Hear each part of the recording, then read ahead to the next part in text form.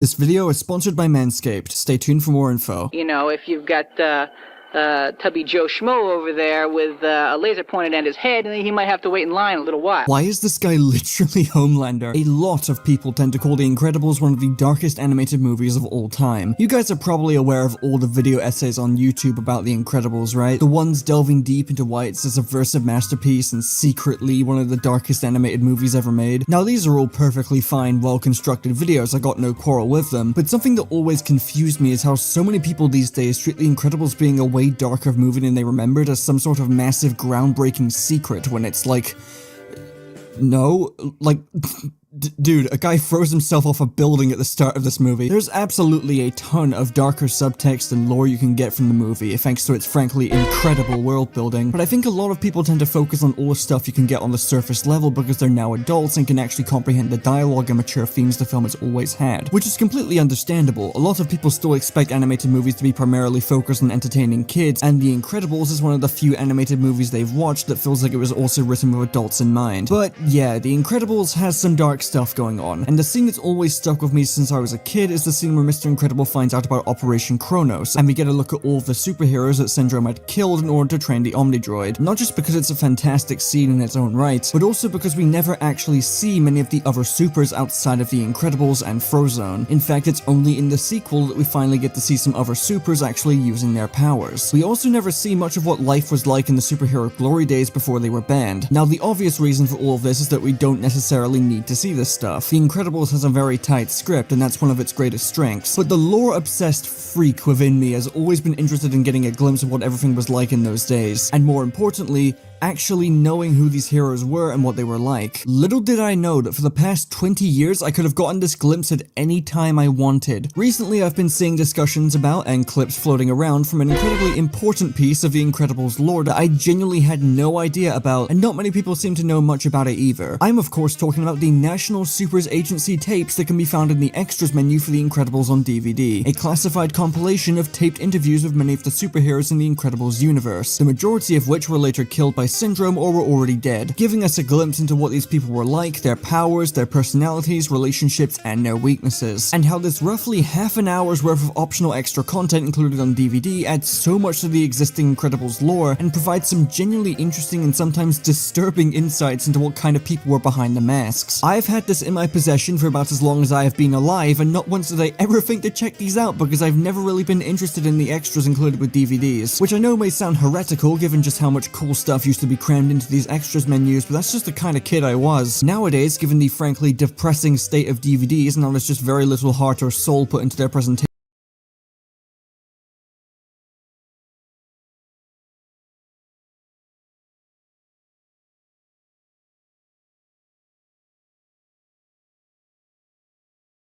The kind of kid I was.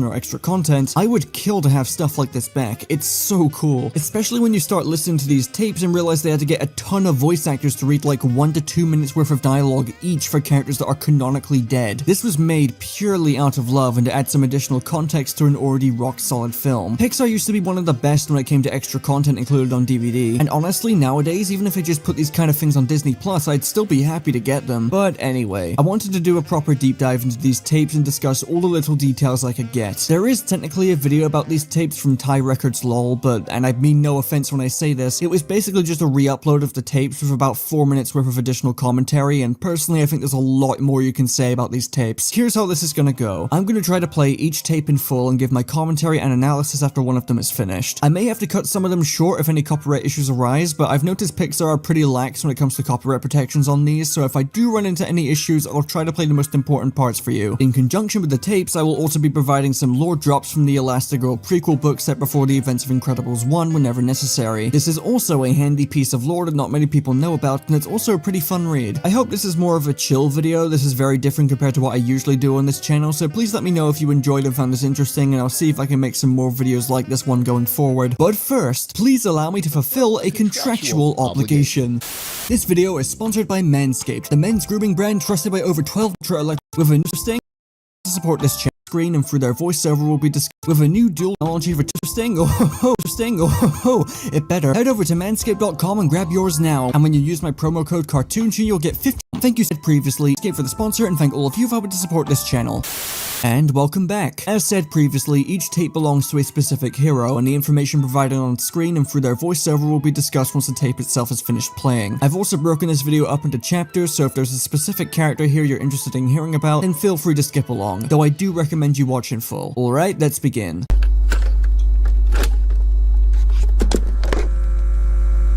Do we have to talk about the Thrilling Three? Yeah, yes, I was part of that group, and it was well-intentioned, a bit misguided. You know, let's face it, it wasn't really the Thrilling Three. It was really the Thrilling One, plus two, in Gazer Bean's mind. It was less than thrilling. Less than thrilling, that's good.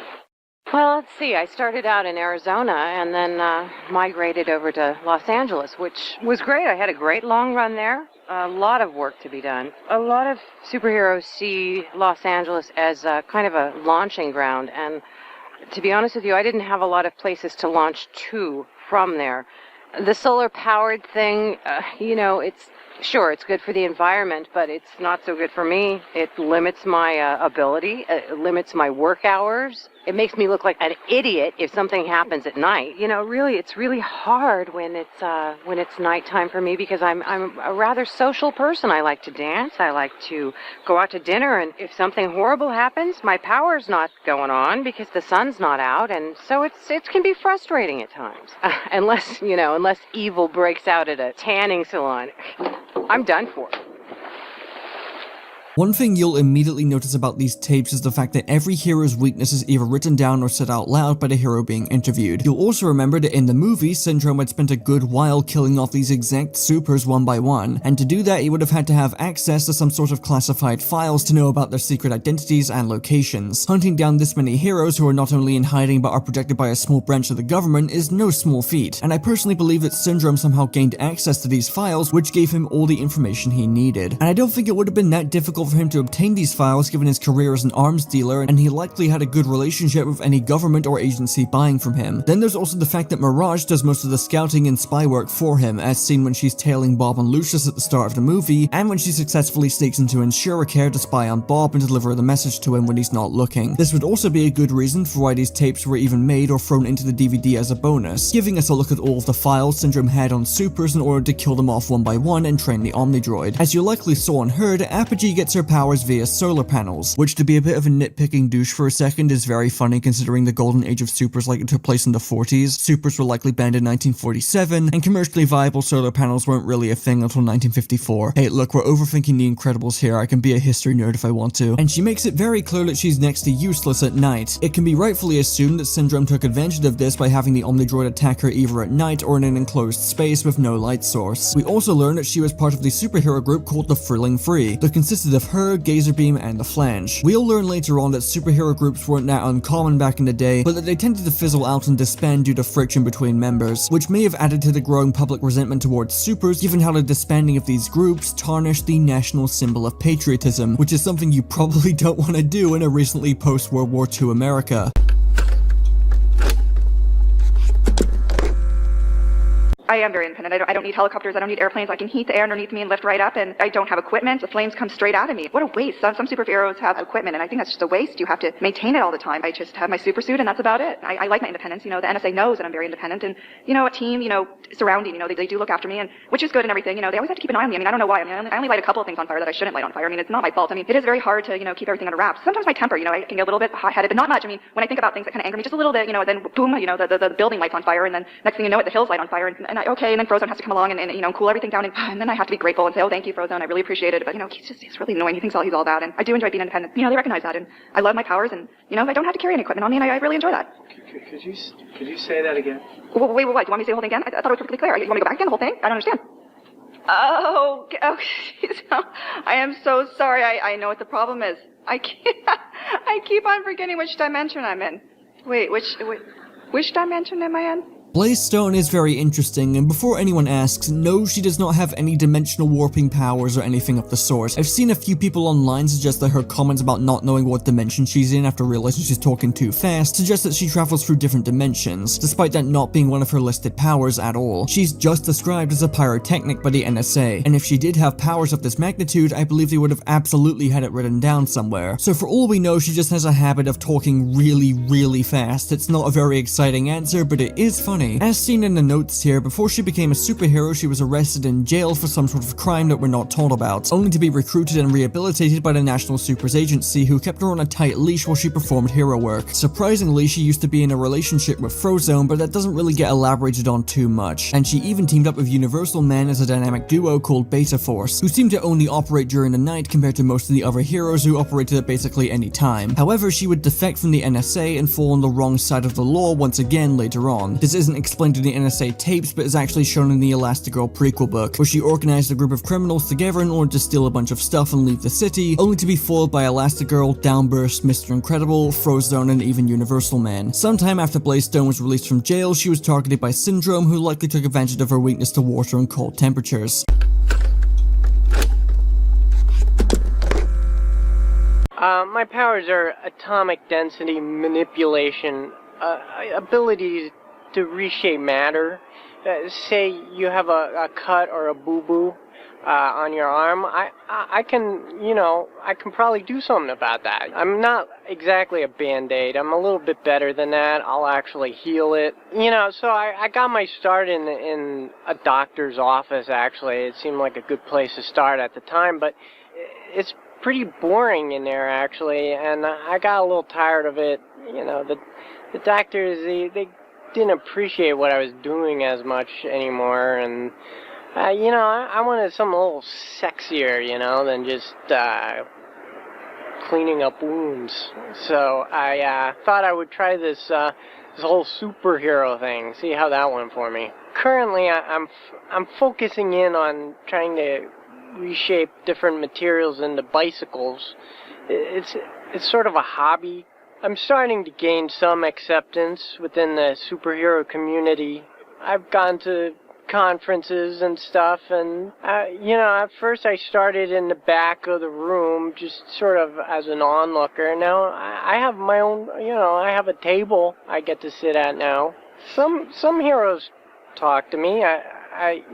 Especially if they want a bicycle. Downburst seems fairly chill, honestly. He doesn't seem like the strongest hero ever, but his atomic manipulation powers seem fairly neat. By the time this interview was recorded, it didn't seem like he got very far of making them super useful, given his healing capabilities were only limited to small wounds, which in all fairness does seem pretty handy in battle. The Elastigirl prequel book, however, did show that he had gotten more effective of healing, and his atom generation abilities also led to him creating the original Elasticycle for Elastigirl. A lot of Downburst's lore seems to be closely tied to Elastigirl, honestly. Despite not being the strongest hero ever, he shockingly did manage to beat the second version of the Omnidroid, which a lot of people would look over because the Kronos Unveiled scene in The Incredibles cuts away on the second version killing Blazestone, and then cuts back to Downburst being killed by the third version. Downburst doesn't seem to have any real serious weaknesses listed on here, so it's likely the Omnidroid just beat him through sheer brute force after learning all his moves in the first fight. Also, as a side note, can we talk about just how incredible the voice acting is in these tapes? Without exaggeration, this is some of the most natural and realistic sounding voice work I've ever heard. It really does feel like these characters are having casual, down-to-earth conversations, and it really sells how interesting these are to listen to, and also how kinda eerie this all is when you really think about it. 90% of these people are dead, and the realistic voice acting really sells that these were all real people with their own lives. These aren't just one-off cartoon characters created for the express purpose of being killed off screen. A lot of thought was put into all of their powers, designs, and personalities. It makes Syndrome superhero genocide feel so much more tragic, and listening to these classified government recordings of them in their prime is oddly creepy.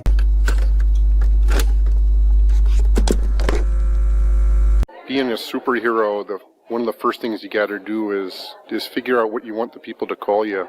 I started out, well, let's go with the power, but forehead ray disintegration guy, that was too long. I couldn't do that every time I went out to save someone. Walk up to a supervillain, it's like, stop, it's forehead ray disintegration man, and by then he's already turned tail and run. So one day I'm having lunch in a local diner, and I'm really desperate. I haven't thought of a name yet, so I'm just looking around. It's like Fork Man, didn't work. How about Spoon Dude, Banana Cream Pie Throwing Man, Black and White TV Guy, Menu Mensch, that didn't work. The Napkin Dispenser Guy, I didn't really want that name, but I see the placemat, it's Ralph's Diner, and thinking maybe Diner Guy, but no, like if my name's Diner Guy, it's like I'm only protecting the diner. When people come in, I defend the diner, and I didn't want to restrict myself to that. Keep thinking Diner Guy, it actually fit together. I thought it had a good ring to it. So I started saying it to myself. It was like Dynamite and Dynamo and Dynamic and Dinosaur. They all sort of meant big and powerful, and I just think all those words, they really sounded dynamic, which you put them together and you get me. Dynaguy is the first hero we listened to who was already long dead by the time supers were banned in the first movie, being one of the many victims of cape-related suit malfunctions. Dynaguy, he had a great look. Oh, the cape and the boots. No capes. There isn't a whole lot we can get from Dynaguy other than he shot disintegration rays from his forehead, and he was the original member of the Thrilling Three, only to be replaced by Gazer Beam after he died. It's also written down that the NSA managed to recover his ion propulsion gauntlets and considered reassigning them to another hero after his death. When you're a female superhero, getting clothes that don't wear out after a couple of wearings. I mean, after one good fight, I don't want to look like a housefrau, like I'm wearing a burlap sack. So, yeah, I've spent so much money. I've been broke trying to put together a good wardrobe for work. And that's just when is this problem going to be solved for me? I can't wait for the day when somebody can put together a good line of action wear. Action wear that will be form-fitting, that will recover after a couple of good days of work, that can really function and has style. Okay, look. If I do a couple of good moves, hold on. If I do a couple of moves like, I'm sorry. Well, if I do a couple of moves like this.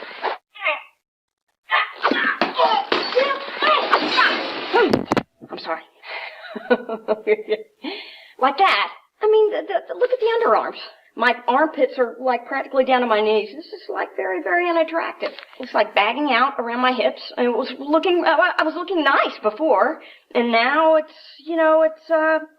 maybe I'm as big as a house in this thing. Hey! Well? Is there somebody out there? I mean, is there any good wardrobe designer? I might know someone who could do it. Help! I'm looking for a little help here, okay? Name's Edna Mode.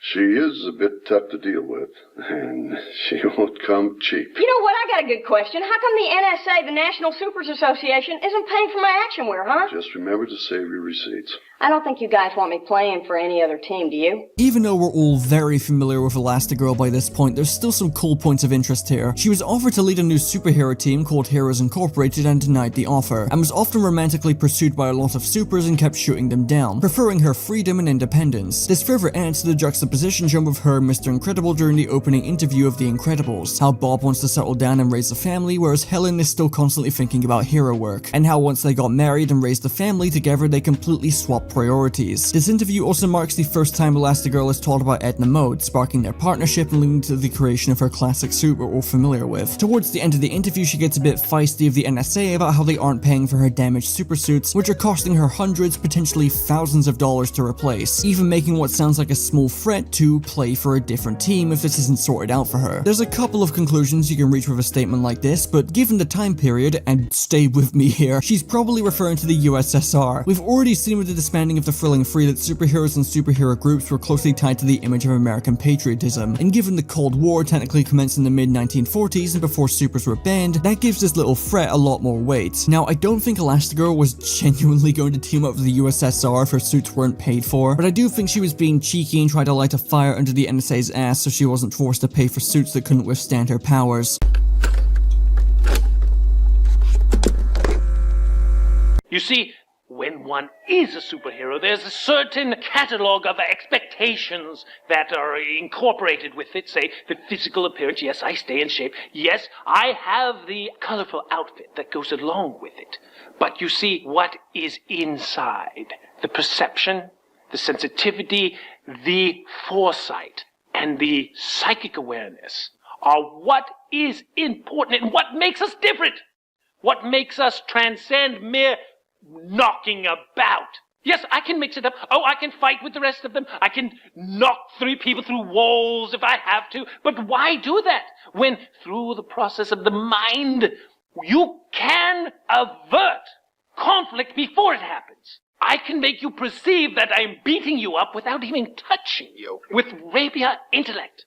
Quite frankly, there are a lot of things that come along with being a superhero, the whacking, the battering, that I find quite unpleasant. And frankly, it's the germs. They're everywhere, and they're so small, and saliva, and blood, and bits of bone, and tooth. There's a lot of supervillains. Frankly, they're not clean people. They don't take care of their hygiene. I mean, you punch a mouth, and who knows what's on you after that. If cleanliness is next to godliness, then ungodliness is dirty. I can deal with a messy psyche, but I cannot deal with a messy bathroom. I mean, why can't people just clean up once in a while and wipe a sink or they leave hair? Don't they see it?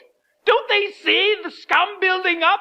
I mean, it is just a nightmare that you walk into someone's bathroom and they have not touched it in months. We're scrubbing. Are we out of time? Everseer has a funny voice and I like him, being part of one of the few successful superhero groups in this universe, the Phantasmics. Something I've noticed of a decent number of heroes in these tapes is that some of them really aren't that strong. Downburst and Everseer seem to fill more supportive roles than actually engaging in the crime fighting themselves, with Everseer specifically relying on telepathy to avoid unnecessary violence and to reorganize the Phantasmics and coordinate an attack. I can't imagine he fared very well against the Omnidroid. Definitely wouldn't have lasted long, especially since he was facing it alone without the rest of his team. I also greatly doubt that Syndrome was able to capitalize on its weakness because I mean, read this for a sec. It's very likely Everseer died quickly. An interesting but non-canon tidbit here is that there was a line of Incredibles comics by Boom Studios that I also had no idea existed until recently, and before the comics were cancelled and the canonicity was thrown up in the air thanks to Incredibles 2, Everseer foresaw his death at the hands of the Omnidroid years before it actually happened, and that when he was killed, his brain was preserved and was used by the main villain Zarek. That's about the extent of my knowledge regarding these comics, and what happens after this isn't known due to the comics cancellation, but I thought this was an interesting bit of trivia to add.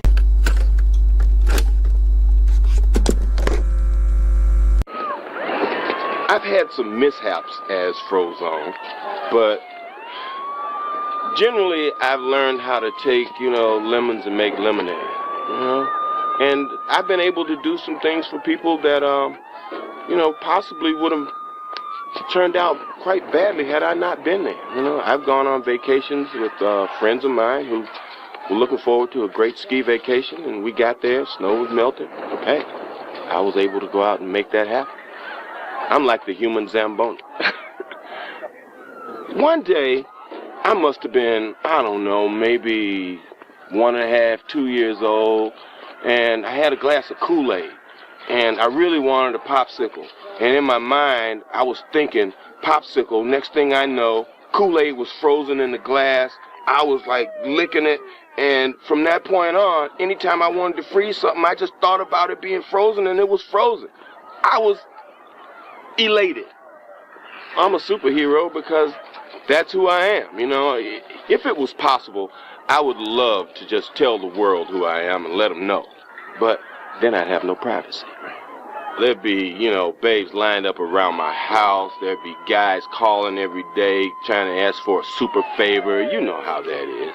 Aside from getting a recounting of the time Frozone discovered his powers, there's also an important detail here of his listed weaknesses: heat and low humidity environments. Now, no shit, right? Obviously that's Frozone's weakness. He even says as much in the movie. You can't run on ice! I thought you could use the water in the air! There is no water in this air! And it would probably be pretty obvious to figure out that if you're going up against an ice-based superhero, that their weakness would probably be heat-related. However, the fact that these are on the NSA files, and we've already established it's very likely Syndrome had these files, it adds more weight to the idea that the first Omnidroid fought by Mr. Incredible was not originally meant for him, but was instead meant for Frozone. Think about it, the first time we meet Mirage, she's specifically tailing Frozone and doesn't realize Mr. Incredible is with him until they save people from a burning building, where she tells whoever she's on the phone to switch targets to Mr. Incredible given Syndrome's obsession with him. It's likely they didn't have the time to change the Omnidroid to accommodate for Mr. Incredible's strengths and weaknesses, which explains why the Omnidroid chases Mr. Incredible down to the lava, as that was the plan for Frozone. It would render his powers completely obsolete due to the extreme heat. Then there's also the fact that this Omnidroid's eyes are blue instead of the red that it has later on, and the fact Syndrome already had Frozone's location written down, and it all starts to click together. There's always going to be a lot of collateral damage. There's lots of villains, and there's lots of villainous deeds going on at any given time. Part of my job is to prioritize which villains I'm going to combat. So I take a look around, I see if there's any good-looking women who need to be rescued immediately, and then I sort of start from there and work my way down the list. If you've got Tubby Joe Schmo over there with a laser pointed at his head, and he might have to wait in line a little while. Yeah, I've fought my fair share of villains, and they all have their own unique challenges. They got their zombie monkeys, and their giant laser robots, and their super aquatic ninja pygmies. But I tell you, once in a while, the real kicker is I get these dames, man, these dame villains, and they got the curves and the hair and the big eyes, and boy, those ones, they're really, really hard to kill. Especially the ones that they come up and, and they're looking at you and you're looking at them and you feel that simpatico, like she's digging you and you're digging her, digging you, and boy, you really got to take a jog around the block real quick and, sort of get your concentration back, compose yourself, because, you can't get distracted by these sort of thoughts when you're going up against a super villain. That's one of the hard parts of the jobs, when you come across a dame who's really something to look at, and you just got to let her have it, because she's a villain. Yeah, those are the bad days. Holy God, a camera jack is a piece of work, alright? This was the tape that convinced me to make this video in the first place, and it's probably the most known about and discussed tape of the bunch due to how obscenely out of pocket this guy is. Firstly, let's talk about Jack's powers real quick. Controlled radiation bursts, from focused burns to complete disintegration. I really want to know how Jack even died to the second Omnidroid he fought, because he is incredibly overpowered, and given his personality, super dangerous. He can either choose to shoot you with a cancer ray, or just straight up toss a nuke at you. Why would you even be a criminal in Metroville when this guy is running around? And what makes his powers more terrifying is just the kind of person Jack is. Not only does he sound like a chronic narcissist, but he's also just a bad person in general, choosing to prioritize women he finds most attractive in a dangerous scenario and then working down the list, looking down at anyone he finds unattractive and saving them last. The NSA files also describe him as a super supremacist, believing that supers are a superior race, and that he's frequently prone to tyrannical and megalomaniacal impulses. Couple this with the fact that he gets so down bad horny when encountering a female supervillain, and nonchalantly describes his frustration and difficulty with having to kill them,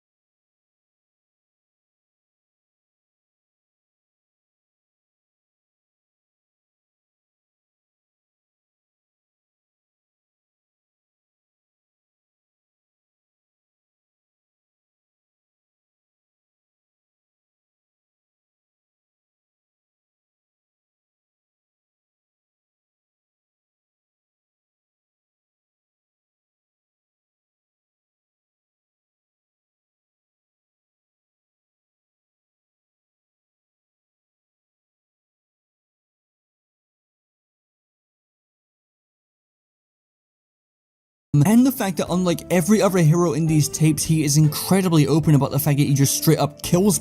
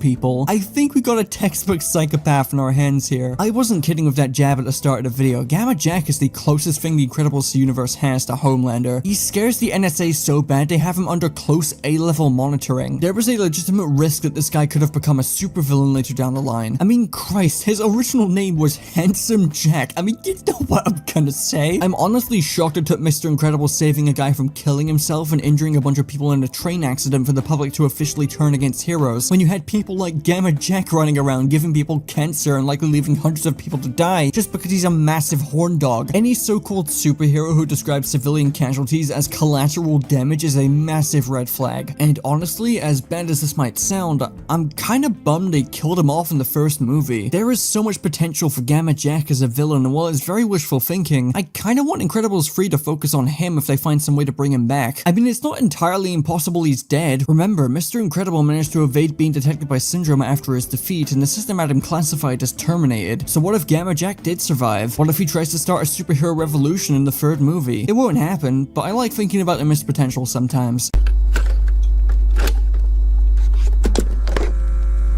I think the question I get asked the most is what happened with the Thrilling 3. It was working fine for me. That I have no problem working in groups. I think we were very successful. I think at times we may have been among the best, but a team is just that, a team. And then any time you take individuals and you put them in a contained environment, they tend to react like oil and water sometimes, or peanut butter and chocolate.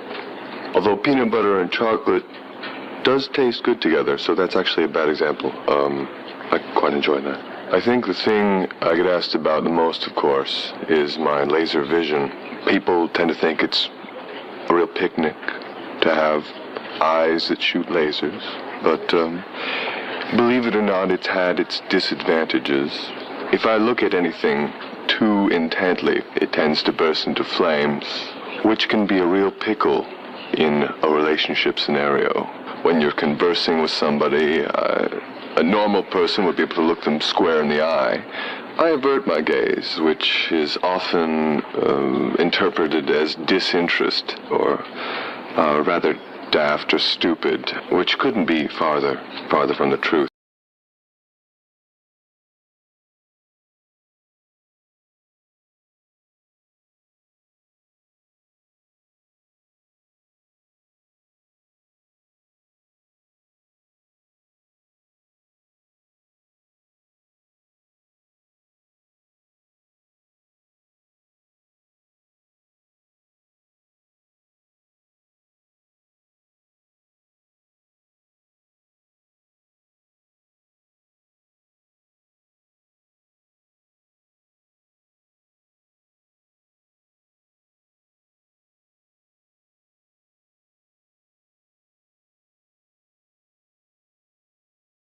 I'm a man of culture, a man of passion, and I would say a man of humor, which is not widely known.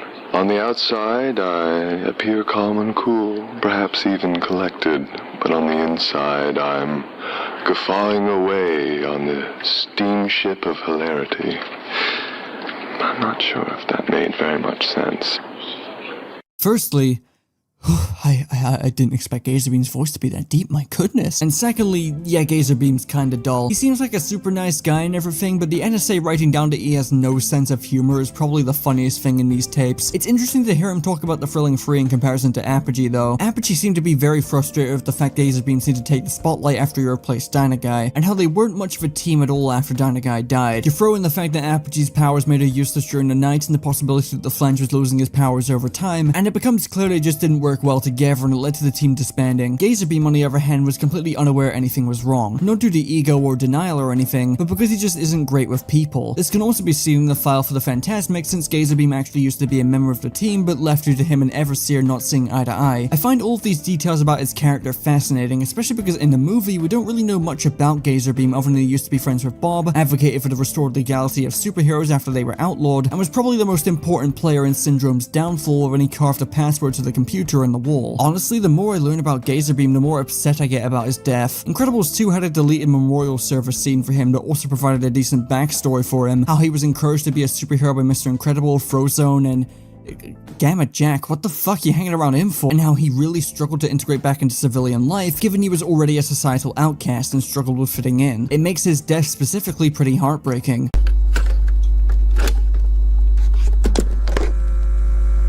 Hey, how you doing? I'm Hypershock. So I have seismic wave generation, which is the ability to create earthquake-like disruptions in the ground to stop the bad guys with my dual seismic amplification hammers on one on each hand. No, I did not buy them at the hardware store, haha. Fly around with my vector thrust fusion rocket rucksack getting from place to place, and my powers are ineffectual and non-solid materials, but if I can get a 6.0 on the Richter scale, I can generally stop whoever's out there and... We gotta talk about this. Hang on. Hey, Irv. Hey. Where's Irv? Coffee. Yes, hello. I need some coffee. Very nice. No, I don't want tea. I want coffee, and put some aspirin in it or something. How about coffee made from aspirin? You know, you people, you just don't do your homework. And look at this.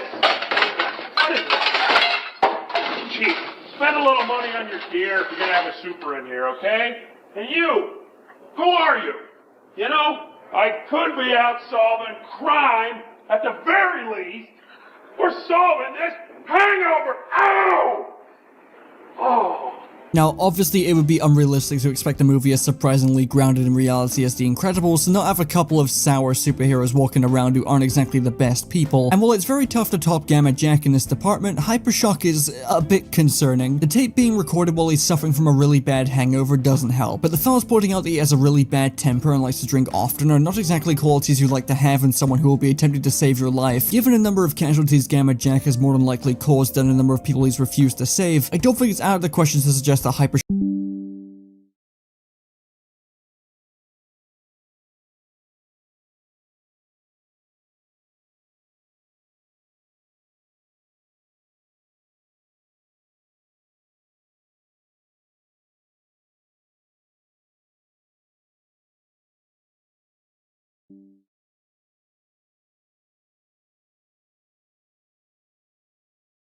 From aspirin. You know, you people... you'd like to have in the out of the question to I don't think it's out of the question to suggest that Hypershock From aspirin. You know, you people... you'd like to have in the back. I mean, it's not entirely impossible he's dead. I didn't expect Gazerbeam's voice to be that deep, my goodness. And to suggest that Hypershock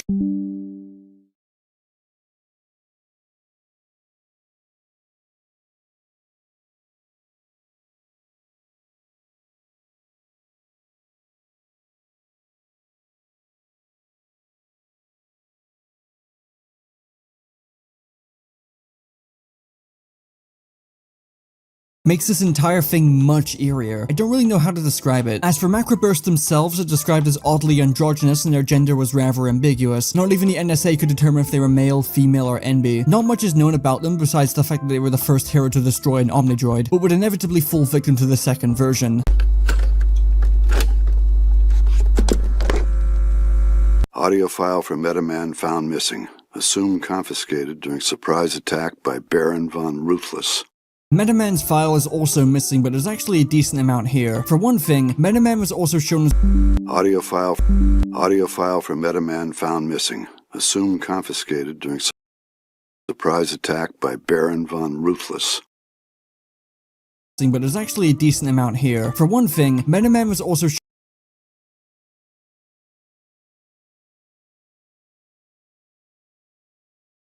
partial invisibility and could even communicate with aquatic mammals. That's a massive hodgepodge of powers to throw into one guy. He's like a Superman Swiss Army knife. In fact, it's likely he was considered by many to be this universe's equivalent to Superman and seemed to genuinely be committed to hero work. If any other hero had asked the NSA if they could oversee all of the current superhero teams, I think they would have been shut down. The fact the NSA were considering it shows just how much they trusted him. The reasoning for the file being missing is that it was apparently stolen by Baron von Ruthless, a notorious supervillain in the world of the Incredibles and the sworn enemy of Metaman. So notorious, in fact, that there was even a time where Frozone got caught by him and managed to escape due to Ruthless's habit of monologuing, which, if you don't remember, is the story Lucius recounts to Bob near the start of the movie. What does Baron von Ruthless do? He starts monologuing. He starts monologuing. I mean, the guy has me on a platter and he won't shut up. I think if Metaman had lived beyond his cape malfunction, Syndrome probably would have been cooked, right? Like, I just don't see how he would have died to the Omnidroid.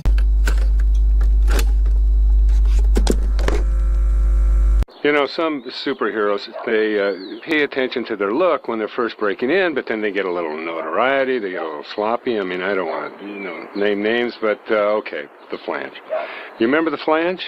Oh, Flange. I mean, I love that guy. Hey, Flange, you know I love you, and I'm not talking out of school here, but the outfit, come on. I mean, he wore that out, he didn't even have it cleaned. He had schmutz on it from other battles that he fought, and he actually worked on a signature yodel for a year. A superhero yodel. If you can grasp that. I mean, yeah, I'd see him occasionally, we'd be at the same catastrophe. And he would come up to me, hey, Mr. I. I've been working on it, what do you think? Ooh,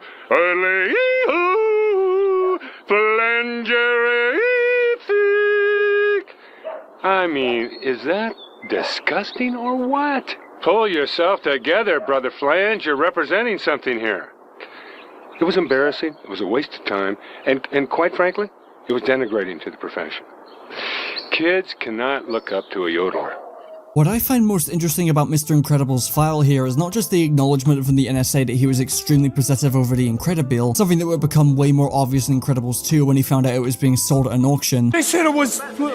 That's my car! But also this little bit of info here. Ability to sense imminent danger. Now, I had no idea this was an actual power Mr. Incredible had until now. I thought he was just super strong and hard to take down, but apparently he had an uncanny ability to sense imminent danger. That alone recontextualizes a lot. Like the scene with Bon Voyage, for example. I thought he just heard the beeping of the bombs, but from the distance he was at, it had to have been almost impossible, so he probably just sensed that something was wrong before getting closer and finally being able to actually hear them. And then there's also what this adds to him in general when he has to go into hiding. Bob's midlife crisis will likely have been worsened because of this power. Constantly being able to sense imminent danger happening and the frustration he feels knowing he can't do anything about it without risking him or his family's safety and security and breaking the law. If I was given the ability to sense any kind of danger before it happens, and I was forced to do nothing about it for the rest of my life when I know I can be the difference maker, would probably drive me insane. It's no wonder Bob found it hard to settle down like Helen did. He's got a stranger danger whistle going off in his head every time he walks down the street. Christ, what an agonizing 15 years that must have been.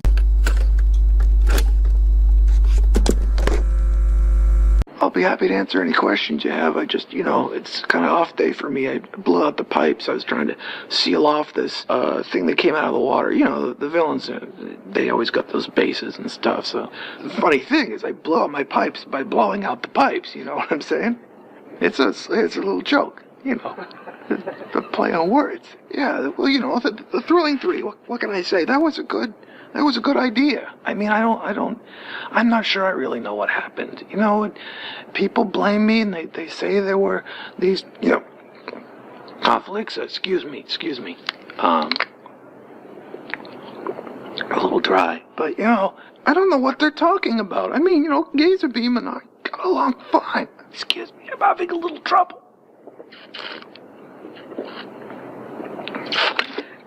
You know, it was a democratic situation. You know, it was good. I don't know what people are saying. Excuse me.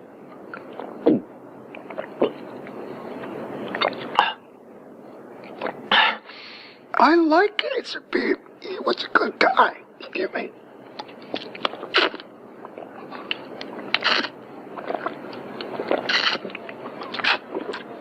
The Flange was one of the more unpopular superheroes with the public, struggling a lot with the fact that he was never embraced by them and desperately wanting to. Despite this, he was still a part of the Thrilling Three with Apogee and Gazer Beam, but would eventually leave thinking Gazer Beam was the only one of them actually doing anything and them all not really working well as a team. And he wasn't exactly wrong about that, given Apogee was rendered useless by nightfall, and Flange's voice was regularly getting blown out due to his powers and him being hit with laryngitis, which made him pretty much useless at every time of day. Gazer Beam was the only one of them who could consistently fight crime at every hour of the day, and I think Apogee and Flange both resented that in a way, unaffectionately calling the group Gazer Beam's gang before disbanding it. Flange would later die to the second version of the Omnidroid, either due to his damaged vocal cords or from Syndrome capitalizing on his weakness to sonic feedback.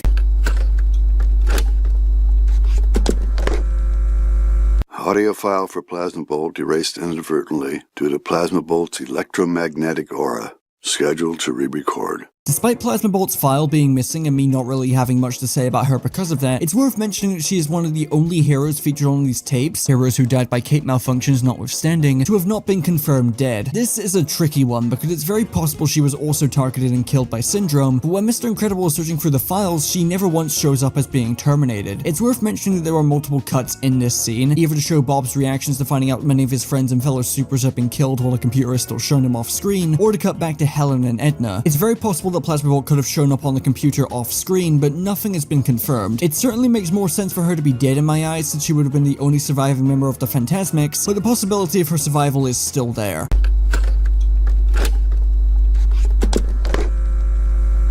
So in high school, that's when I realized I had the ability to possess other people, to send psychic waves to other people to get them to do things that I really wanted them to do.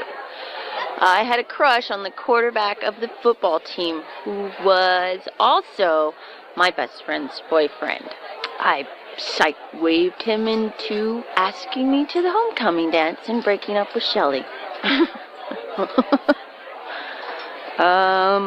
And the more I practiced it, the shorter amount of time it took. You know, I could just sort of look at someone or look at a picture or see them passing by and think this thought or this action or whatever, and it would just happen. Never really used it to harm people, except for all those girls I made the guys break up with because I wanted to date them.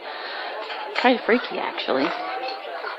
Psychwave is a fucking freak. I wasn't kidding earlier when I said there were some pretty disturbing supers in this universe, and Psychwave is definitely one of them. I really want to know the limitations of her powers, because she's able to possess anyone she wants through either looking at them or looking at a picture of them. Like, that is just insane to me. Not to mention how gleefully she's talking about how she would just randomly practice possessing other people to do her bidding, to the point of possessing multiple guys to have them break out with their girlfriends simply because she wanted to date them instead, including her best friend's boyfriend, by the way. Psychwave is absolutely unhinged, and the fact that she's paranoid does not surprise me. Recounting all of this stuff with a smile and looking back on it while laughing is just peak sociopath to me. She is sick in the head. There is some debate as to whether or not she survived the Omnidroid, despite being shown that she was terminated. The official Incredibles wiki states that Syndrome never found her body, but I can't for the life of me find a detail that confirms that. So as far as I know, that crazy bitch is dead.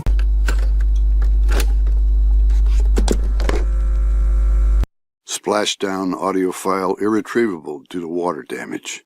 Splashdown's recording is missing, and aside from being another cape victim, I'm good just moving on to the next one. There's not much to say here.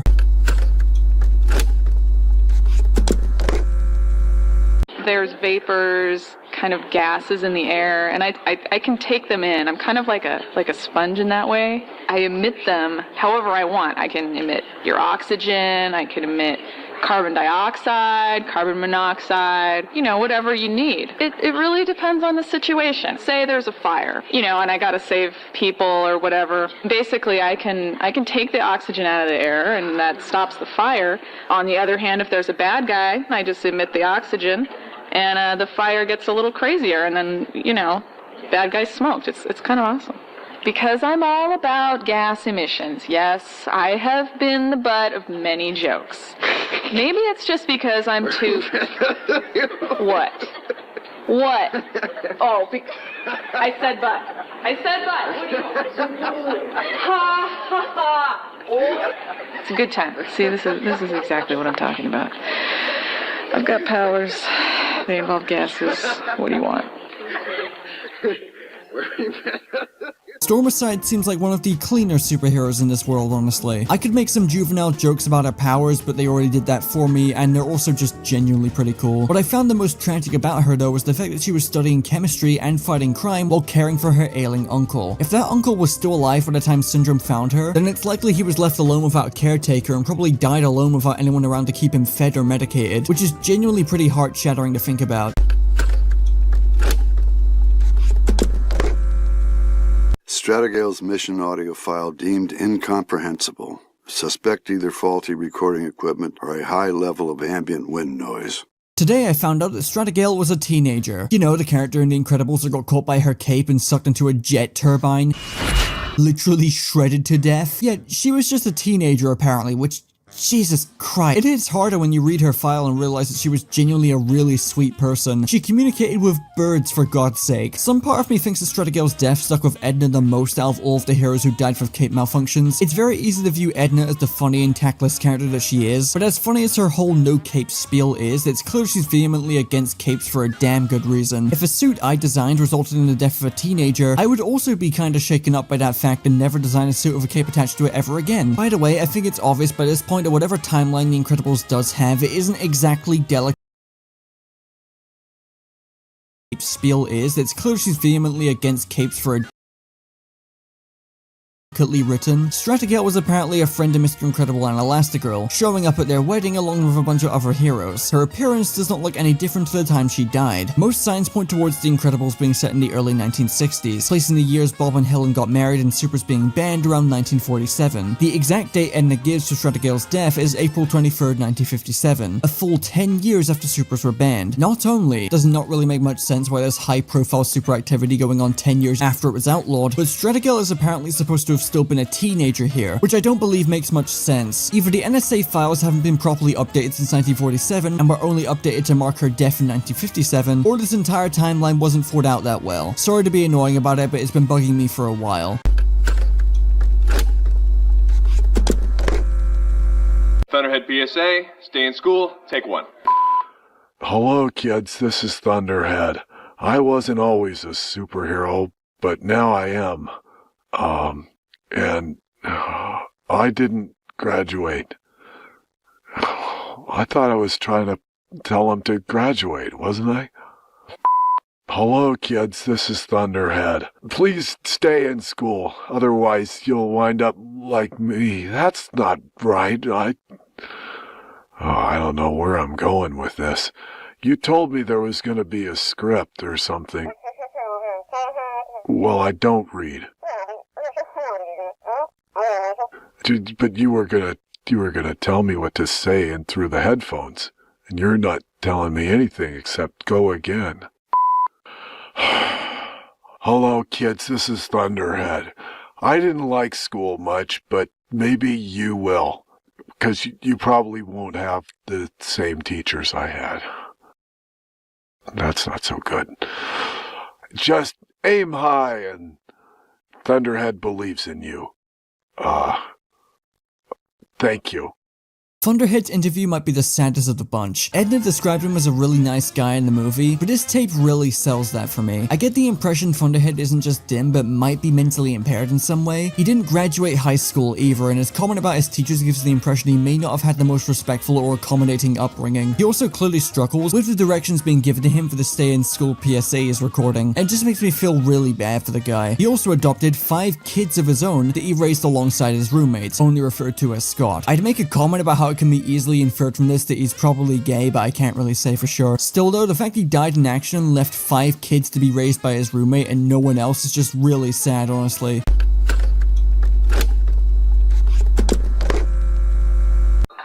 Most superheroes have the alter ego so they can have the so-called normal life. Me, I choose not to.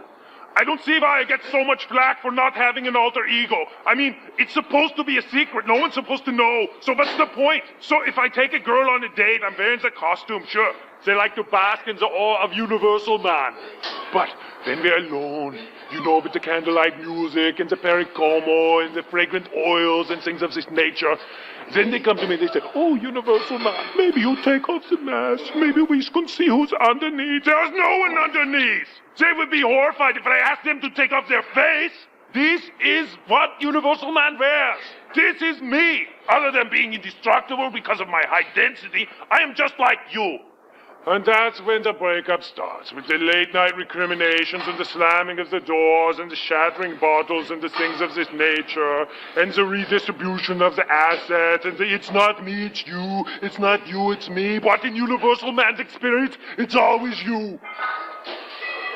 Universal Man is just really funny to listen to. He's incredibly unstable, but I don't get the same level of disgust I get from hearing him speak like I do with Gamma Jack and Psychwave. I'd say he's far more redeemable at least. It's clear he has incredibly low self-esteem, being one of the few superheroes to not have a secret identity whatsoever. What I want to know is how the hell he died to the first Omnidroid. He was the first superhero targeted by Syndrome and the very first hero to die to the Omnidroid, despite his powers being absolutely cracked. He may not be the strongest hero ever, but he's nigh on indestructible and can increase his molecular density to make him even tougher to take down and even stronger to boot. Not to mention he can alter his personal density all the way to the level of a literal black hole, and if he did this, the entire world would just end. By all accounts, he should be one of the few characters in this world who is practically invincible, and yet he still died to the first Omnidroid. Fucking how? I get that he's clearly not intelligent, being like a couple points above Thunderhead in that regard, but he had to have been caught off guard and killed immediately, right? I just can't imagine a scenario where he could see the very first Omnidroid coming and still die somehow. Sorry, Universal Man, your powers are cool and your voice is funny, but you are the biggest fraud in this universe by a long shot. And those were all the tapes available on the Incredibles DVD. I hope this was an informative and interesting watch. I certainly found myself in awe at how much detail was put into these despite them being completely optional content. There's still a lot about the Incredibles lore I haven't fully tapped into yet, like the Elastigirl prequel book and the now non-canon comic books. There's so much Incredibles media out there that I just had no idea about, and I'm very eager to learn more and put some pieces together. Who knows, one day I might make the bizarre lore of the Incredibles before Chupo does. No offense, Chupo. Cartoon Sheet? I know where you live. Oh. Anyway, thanks for watching. That's the end of the video. Play Yakuza or something.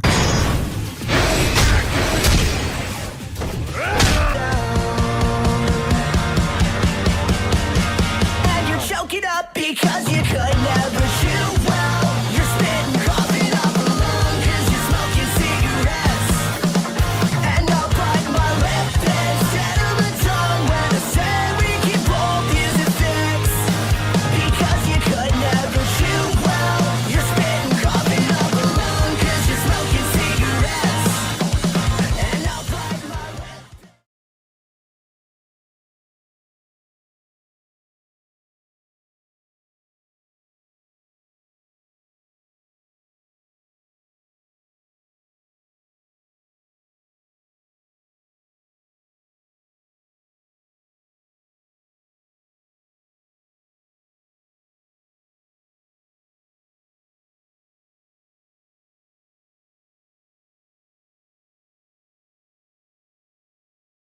Biggest mistake with Operation Kronos, he hunted down supers.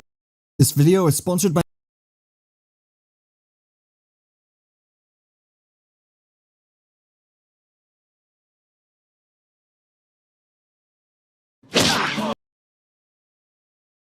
This movie was rejected for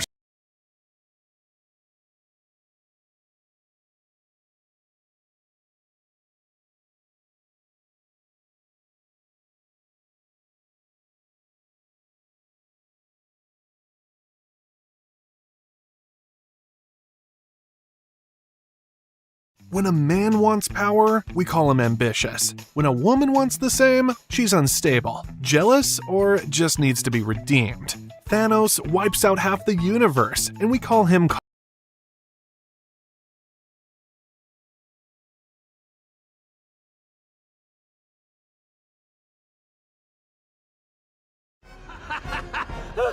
Oh no. 92 seconds. That's all it takes. 92 seconds to turn The Incredibles on its head. To take what seemed like a fun, jazzy superhero flick and crack it wide open, revealing one of Pixar's most chilling villain transformations. At first, Syndrome is just a fanboy gone wrong, a flashy, tech-savvy nuisance, until he's not. Because in those 92 seconds, everything shifts. A single moment rewires the entire movie, establishing Syndrome as one of Pixar's greatest antagonists. Alright folks, strap in. Today we're dissecting the scene that flips everything we thought we knew about Syndrome in The Incredibles. A moment so pivotal, it cements him as one of Pixar's most masterfully crafted villains. Oh, and if you don't want spoilers for a 20-year-old movie, I don't know what to tell you, man. Maybe finish The Incredibles before you finish this video. Now, let's set the stage. In The Incredibles, superheroes were once celebrated, but were forced into retirement after public backlash. Now, the Parr family, Bob, Helen, Violet, Dash, and baby Jack, live a painfully ordinary life, hiding their extraordinary abilities. Just when it seems like the superhero era is over, a new figure emerges from the shadows, someone who never forgot the Golden Age, someone who wants it back, on his own terms. That someone is Buddy Pine, better known as Syndrome.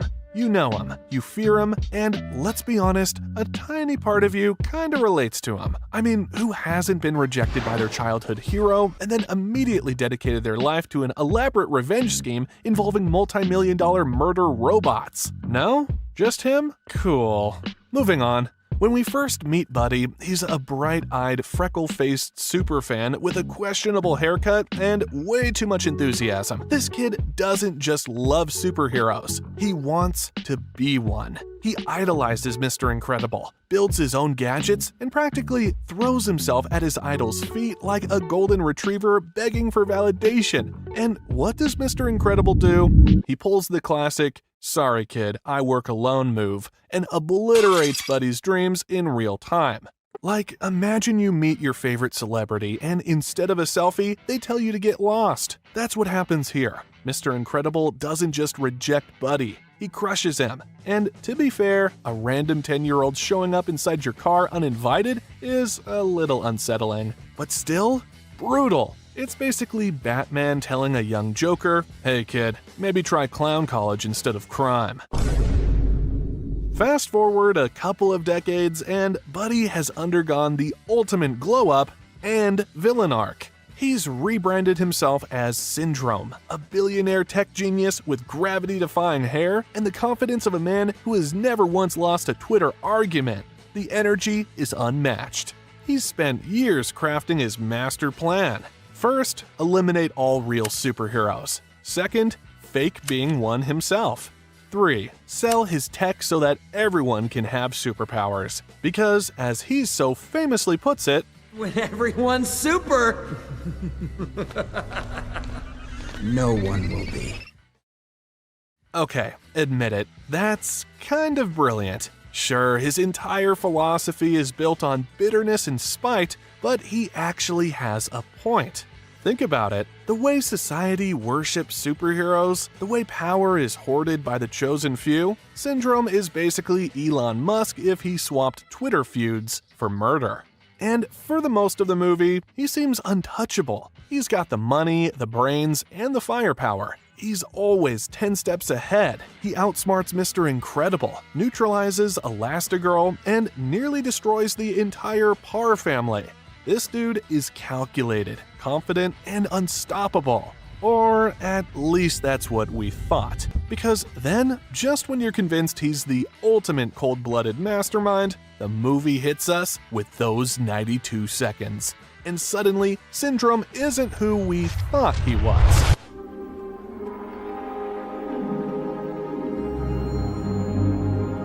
So, what exactly happens in this scene? And why does it flip everything we thought we knew about him? It's because of an unexpected twist. You've been watching The Incredibles for over an hour now. You've seen midlife crises, secret islands, family therapy in the form of high-speed chases, and Edna Mode absolutely bodying capes. By this point, Syndrome is firmly established as a menacing villain. He's powerful, methodical, and ruthlessly intelligent. This guy doesn't just fight superheroes, he hunts them down and wipes them off the map. He outsmarts Mr. Incredible. He erases an entire generation of supers. He even delivers a villain monologue so iconic that it became meme history. You know the one. Sly dog! You got me monologuing! I can't believe it! Everything about Syndrome screams cold, calculated mastermind. He's untouchable, a true nemesis, the Lex Luthor of Pixar. But then, this happens.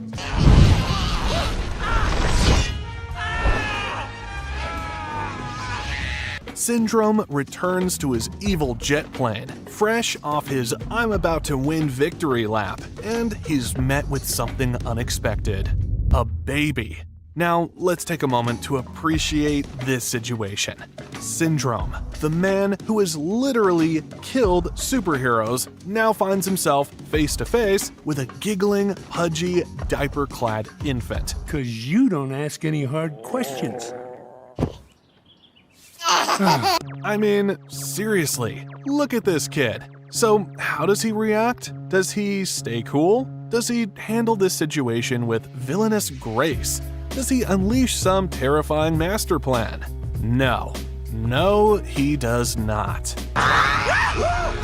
He absolutely loses his mind. The second he realizes he's dealing with a baby, an actual baby, he shifts from evil genius to confused babysitter who did not sign up for this. First, he tries to reason with Jack, which is honestly adorable. Just look at him holding the baby at arm's length, like he just found out it's his turn to change the diaper. I kind of feel like he was probably thinking, "You're getting a little too close here, buddy." Yeah, Syndrome. I'm sure the infant will respect your personal space boundaries. But Jack? Oh, Jack has other plans. Because just when Syndrome thinks he's got the super situation under control, the baby ignites. Boom! Fire mode. Jack transforms into a tiny fire demon straight out of Doom, and suddenly Syndrome is not so cocky anymore. Keep in mind, this is the same man who murders superheroes for sport. And now he's freaking out, like he just realized the babysitting gig doesn't pay overtime. And just as he's processing that, Jack shifts again. Boom! Metal mode. Our little chaotic king morphs into a solid metal goblin, and Syndrome drops him in sheer terror. Yes, folks, let's recap. The same man who designed a murder robot that could adapt and evolve just got completely outplayed by an infant. But wait, it gets worse. Because just as Syndrome is trying to mentally reboot his entire existence, Jack activates his final form. Boom! Nightmare Slinky mode. He stretches, he twists, he distorts. And Syndrome screams like full volume cartoon villain screams. He's done. He's shook. He lets go of Jack like, nope, I'm out. And in that exact moment, the illusion shatters. Those 92 seconds. Fire, metal, stretchy horror. They reduce Syndrome from menacing villain to man who regrets every life choice that led him here. So, what just happened? Well, we just watched The Incredibles sneakily rewrite Syndrome's entire character arc, and it's brilliant. So before these 92 seconds, Syndrome was the ultimate planner. He had thought of everything. He staged his superhero murders like a battle royale tournament. He manipulated Mr. Incredible into his trap twice. He designed an unstoppable robot that he knew he could take credit for destroying. This man, he doesn't panic, he calculates. Until a baby shows up? Jack doesn't just burn, bend, and metallically terrify him, he exposes him. Because here's the thing. Syndrome isn't as in control as he pretends to be. His whole persona is built on overcompensation. He pretends to be the smartest guy in the room. He acts like he's above superheroes, but deep down, he's still that insecure, rejected kid who just wanted to matter. That's why this moment is so genius. The second Jack goes gremlin mode, Syndrome completely folds. This isn't a guy who's prepared for anything. This is a guy who's used to controlling the script, and suddenly he's in a scene he did not write. And let's be real, it's hilarious. 1 minute he's a terrifying villain, and the next he's one step away from dropping Jack and running for his life. But here's where it gets even deeper. This scene perfectly mirrors his childhood moment with Mr. Incredible. Back then, he was an overeager kid trying to insert himself into the superhero world, only to get rejected. And now, he's the one who's powerless, dealing with something he doesn't understand.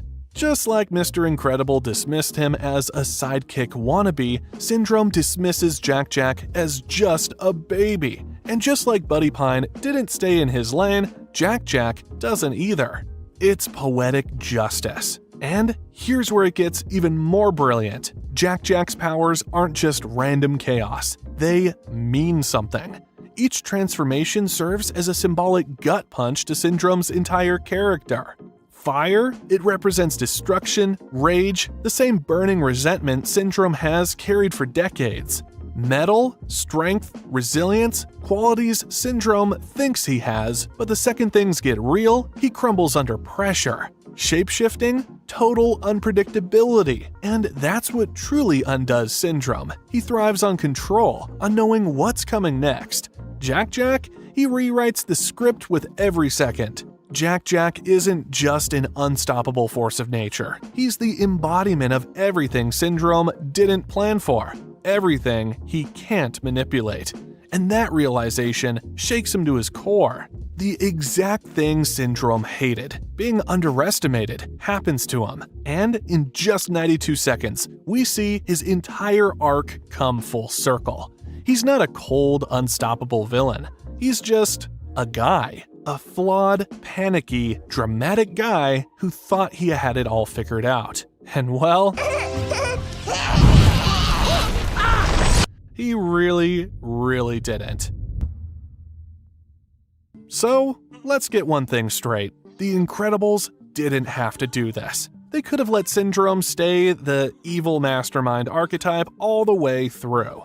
They could have made him cold, ruthless, and unshaken until his final downfall. But instead, they gave us this scene. And in just 92 seconds, they made Syndrome way more complex, way more human, and way funnier than most animated villains ever. Now, why does this work so well? First, it's comedy gold. Syndrome, the smug, unstoppable villain, getting completely humbled by a baby? That's objectively hilarious. It's like watching a super serious Bond villain get taken out by a banana peel. It just works. Second, it makes him more believable. Let's be honest, Syndrome always felt like the kind of guy who would crumble under real pressure. He's smart, sure. Dangerous, absolutely. But deep down, he's an insecure, emotionally stunted fanboy. And this scene confirms it. The second he faces something truly unpredictable, he loses it. He thought he was untouchable, but the moment reality stops following his script, he panics like a dude who just got caught using his mom's credit card for V-Bucks. Third, it's thematically perfect. The Incredibles is all about family. And who takes down the villain? Not Mr. Incredible, not Elastigirl, not even Dasher Violet. It's the baby. Because in the end, Syndrome never understood what real power was. He thought it was gadgets, intellect, and revenge. But real power? It's the thing he never had.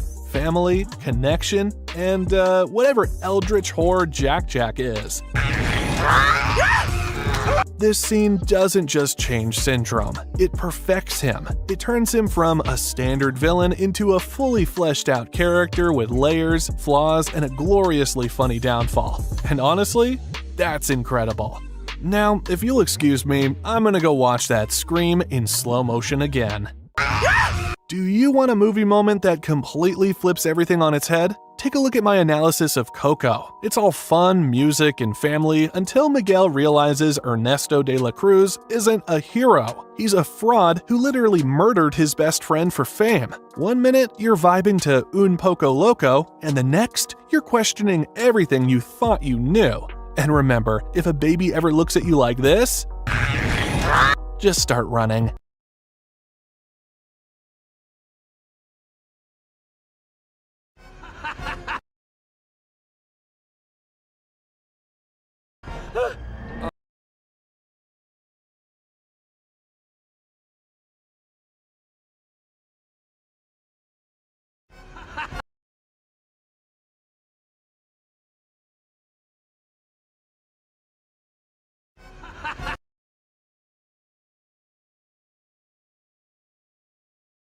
Until Miguel realizes Ernesto de la Cruz isn't a hero. He's a fraud who literally murdered his best friend for fame. One minute, you're vibing to Un Poco Loco, and the next, you're questioning everything you thought you knew. And remember, if a baby ever looks at you like this, just start running.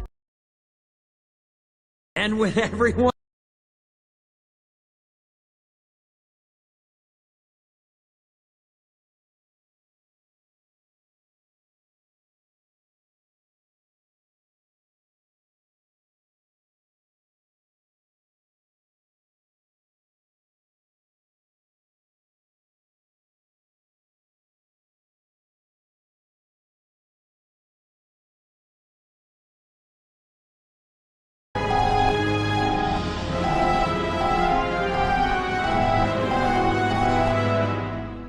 What if I told you that this is actually Jack from the future?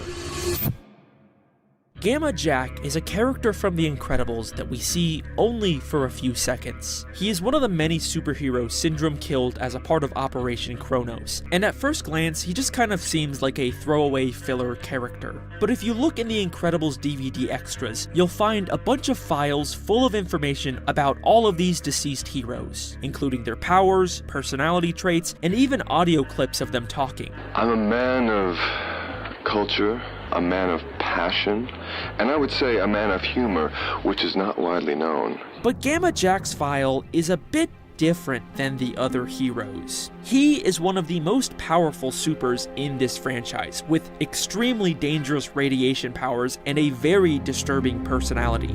Part of my job is to prioritize which villains I'm going to combat. The real kicker is I get these dames, man, these dame villains, and they got the curves and the hair and the big eyes, and boy, those ones, they're really, really hard to kill. He's the only hero who outright kills people, and when it comes to saving people, he always prioritizes attractive women first. You know, I take a look around, I see if there's any good-looking women who need to be rescued immediately, and then I sort of start from there and work my way down the list. You know, if you've got Tubby Joe Schmo over there with a laser pointed at his head, and he might have to wait in line a little while. He's described as tyrannical and megalomaniacal, and even believes people with superpowers are a superior race. Gamma Jack is like a straight-up villain. He's basically the Incredibles version of Homelander, and a lot of people have been making videos about him recently because of how much he sticks out in this franchise. But I think I've discovered something that nobody else has yet. What if Gamma Jack isn't just some background character?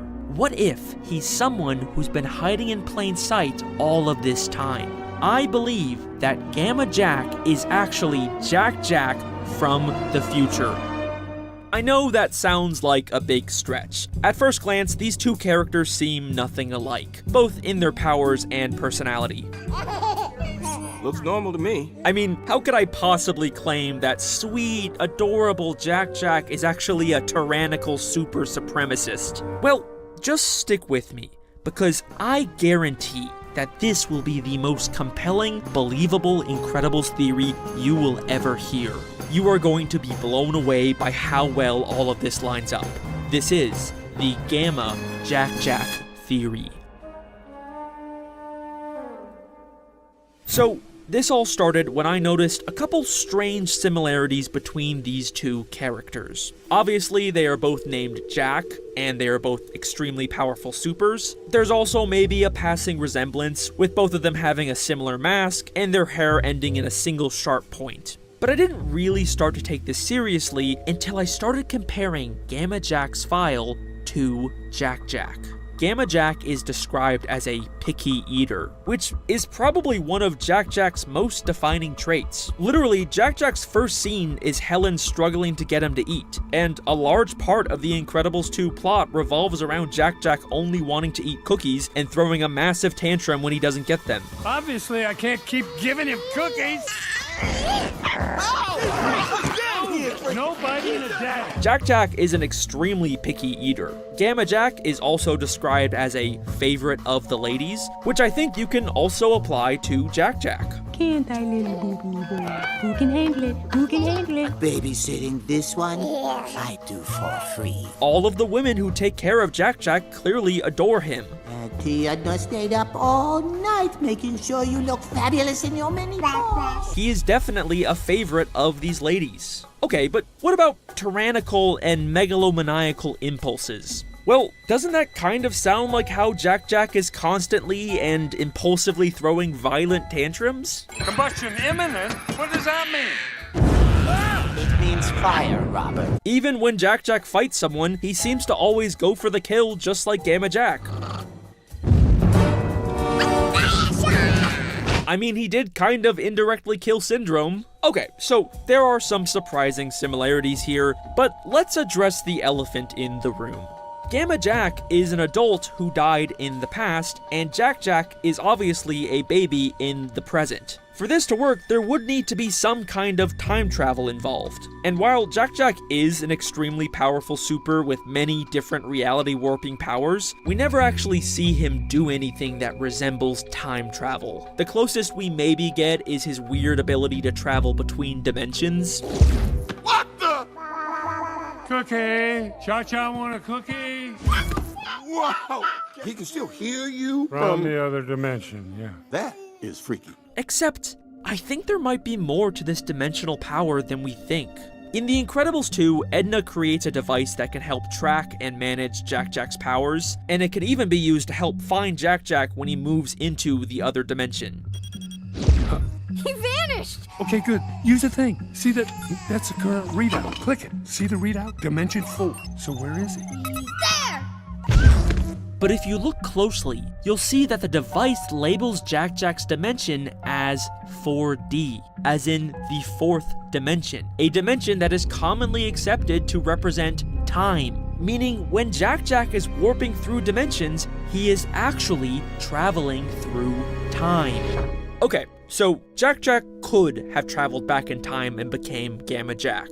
But here's another big issue with this theory. If they're supposed to be the same person, then why are their powers different? Maybe you could argue Jack Jack has some radiation-based powers, but Gamma Jack definitely doesn't have Jack Jack's many reality-warping god powers.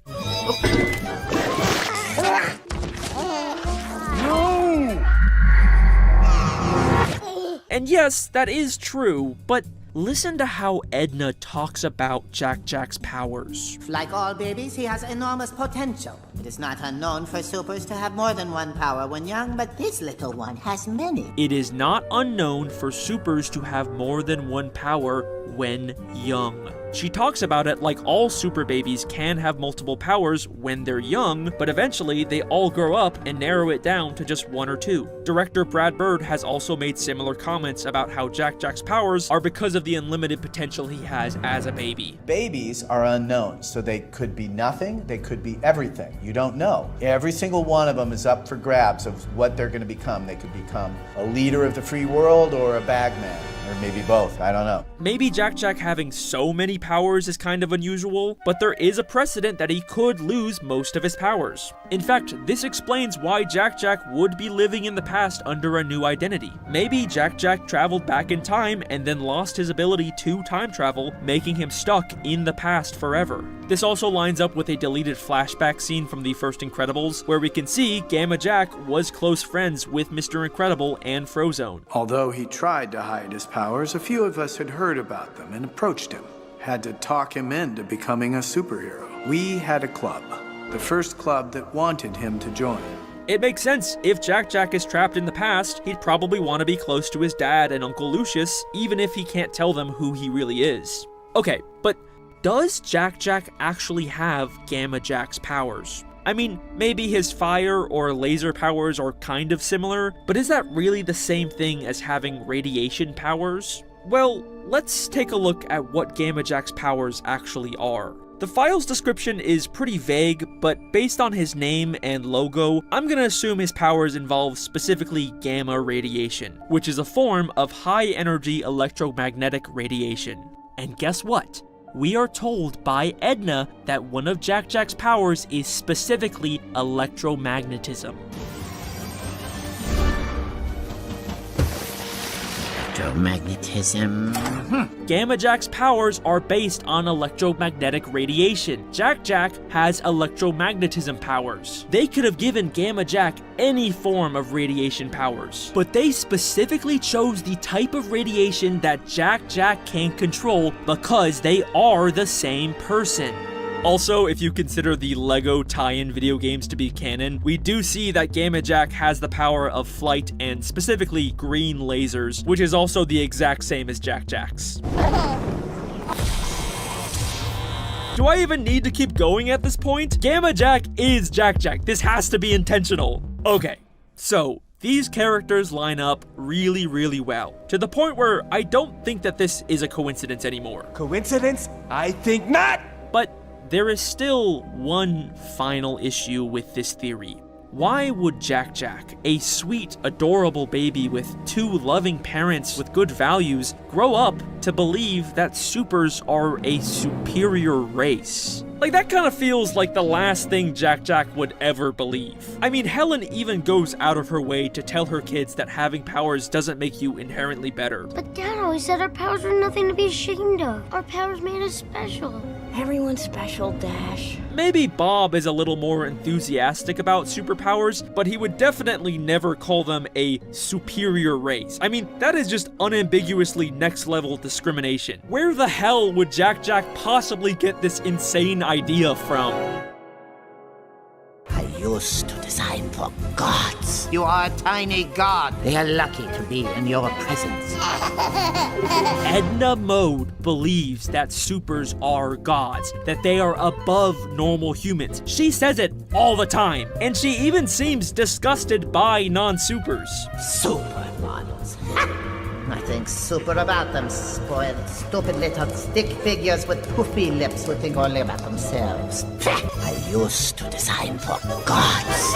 Okay, sure, but she only babysat Jack Jack one time. How much could she possibly have rubbed off on him? Yes, you are a tiny god. The room is yours. They are lucky to be in your presence. Literally after one day with Edna, Jack Jack starts acting exactly like her. Exactly like Gamma Jack. These people are lucky to share the city with supers. They are lucky to be in your presence. And then she offers to babysit him anytime after this for free. But babysitting this one, I do for free. Holy shit, she is absolutely gonna mess this baby up. Well, there you go. I think this is a very strong case for Jack Jack eventually becoming Gamma Jack. Unfortunately, this does mean that Jack Jack will eventually be killed by one of Syndrome's robots. Maybe you could argue that's a good thing considering who he turns into. Or maybe he somehow faked his death. I don't know, it could be possible. I do think that there's something kind of interesting about Syndrome killing Jack Jack, but then later baby Jack Jack indirectly kills Syndrome, so it's kind of like this poetic time loop. The Incredibles 3 is coming out in 2028, so I guess we'll have to wait and see if it supports or debunks my theory. You know, even if this was intentional at one point, I do kind of doubt that they'll ever bring back this pretty obscure Gamma Jack character, but, you know, we'll see. Thank you for watching. If you like this video, please consider checking out my other fan theories and subscribing. I've got other Pixar theories coming out at some point. I've got a really funny Cars theory with Mater coming out soon. I will confirm that my next theory that's already kind of almost done is about Teletubbies. I've got a pretty interesting take on that I don't think anyone has come up with yet. Thank you to the patrons who support this channel. You can get access to videos early and your name at the end of the video by signing up now. Yeah, there you go. Bye-bye.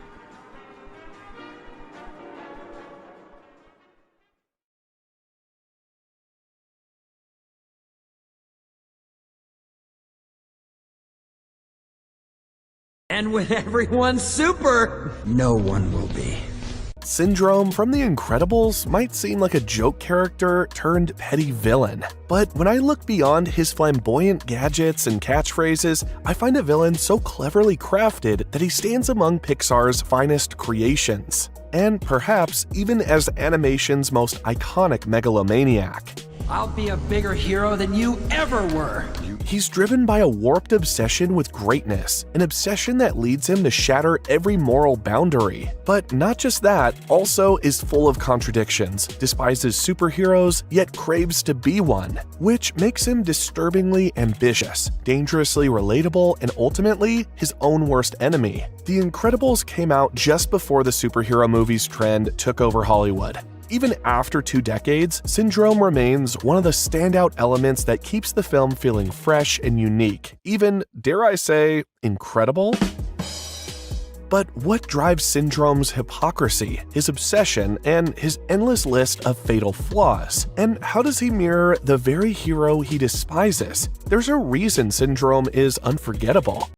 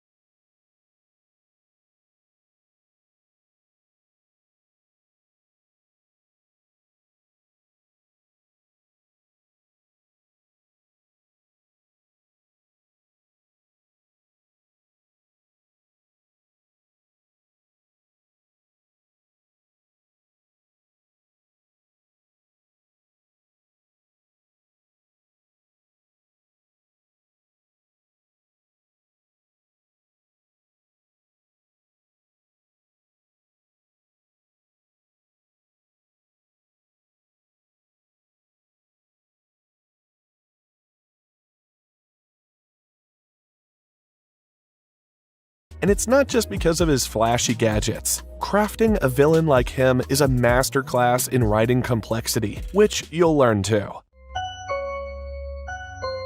To understand how obsession, ego, and hypocrisy collide to create this megalomaniac, we need to grasp the world of Incredibles first. Pixar carefully built that world in a way that made Syndrome work so well. But how? Well, the story starts in the 1940s, the golden era of supers, where they have all the fame, public love, celebrity status, and basically everything superheroes have in every superhero movie. They fight evil and protect the world against any threat. They work with the government and are a part of the society.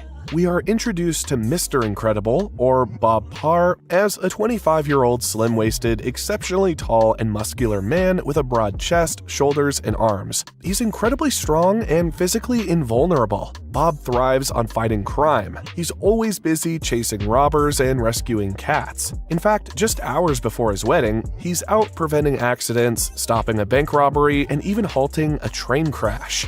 Thank you, Mr. Incredible. You've done it again. Yeah, you're the best. No, I'm just here to help. In short, it's a high-octane life of constant heroism. But everything changes for Bob and his fellow supers when the public, tired of the collateral damage from these heroic feats, starts filing lawsuits against the supers. Under growing pressure, the government outlaws superheroes, forcing them into retirement and pushing them to lead normal lives in secrecy. Fast forward 15 years, Bob has settled down with his wife Helen, who, by the way, is Elastigirl. And they have 3 children, Violet, Dash, and Jack. Life, however, is far from thrilling. Bob has grown obese and works as a claims adjuster for a corrupt insurance company, which he clearly hates. Mr. Huff would like to talk to you in his office. He's battling his growing frustration as he suppresses his superpowers and tries to maintain a normal life. He dreams of his glory days and hopes to become a superhero once again. That is until he's contacted by Mirage, a mysterious agent who offers him a secret job to subdue a renegade robot on an uncharted volcanic island. Tempted by the chance to use his powers again and the generous payout, Bob accepts, but he keeps his mission a secret from his family. Once he gets to the island, it only takes him a certain amount of effort to dismantle the robot. He returns with a hefty reward and a sense of purpose restored. He gets back in shape and begins to lead a much happier life with his family. Not very long after, Mirage reaches out again with another assignment, and Bob agrees, only to realize too late that it's all a trap. This time, an upgraded robot proves too powerful for him, and just as he's on the verge of defeat, Syndrome reveals himself. Bob quickly recognizes him as the boy who idolized him all those years ago. I am your biggest fan. Buddy? But how did a devoted fan evolve into this twisted villain? Well, it's time I shift the focus to Syndrome and his journey from fanboy to megalomaniac mastermind. Was it Bob's fault that spiraled Syndrome's obsession into a vendetta that would reshape his life and threaten everyone else's, or did he develop it on his own?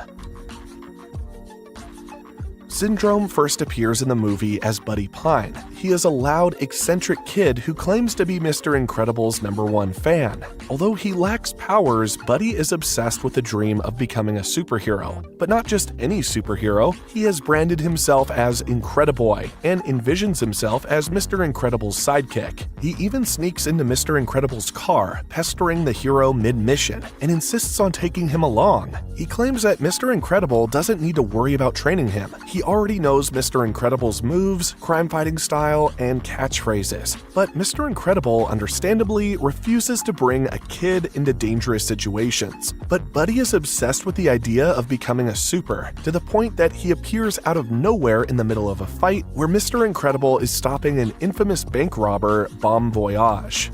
And Incrediboy! He has created a pair of rocket shoes that allow him to fly up to skyscrapers, and even in the middle of a crime scene, he argues with Mr. Incredible about why he should let Buddy in as his sidekick. However, his uninvited attempt to help only ends up creating a whole lot more danger, eventually leading to a huge catastrophe. Furious, Mr. Incredible has the police take Buddy home, warning him to stop his superhero antics for his own good.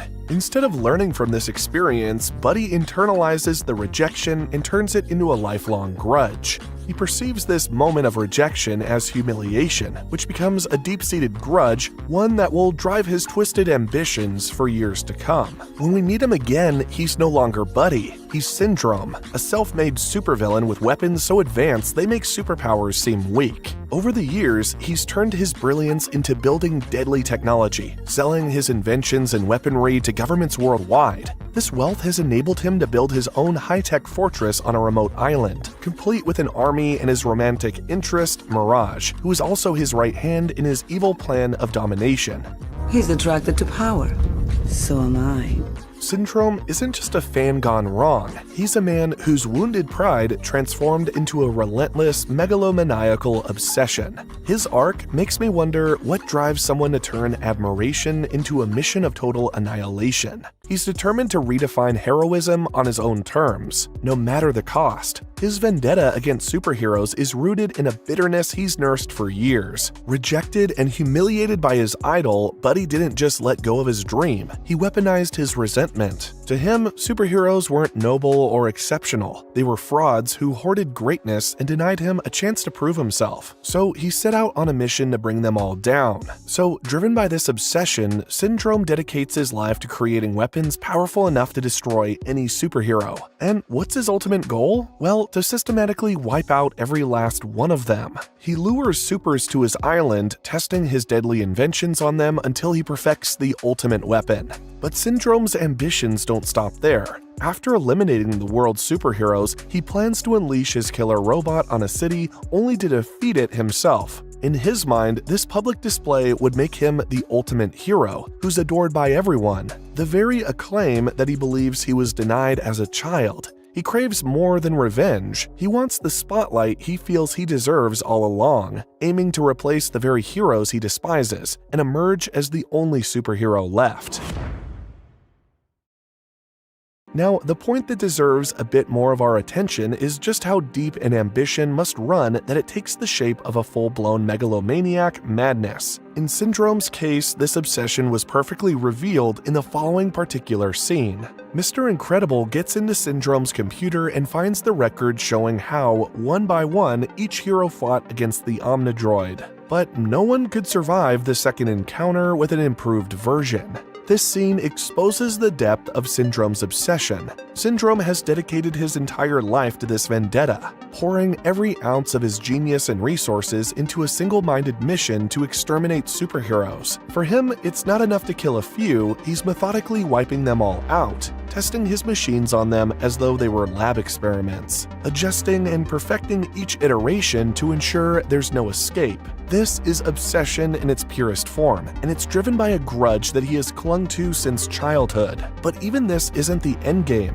Syndrome's ambition goes beyond revenge. It's about validation. His need to prove himself as great consumes him. Syndrome craves acknowledgement as more than an ordinary human without powers. He wants the world to see him as a hero. He's convinced that if he can be the last one standing, the world will finally admire him. And every dollar he's earned and every invention he's created has been channeled into achieving his dream. Am I good enough now?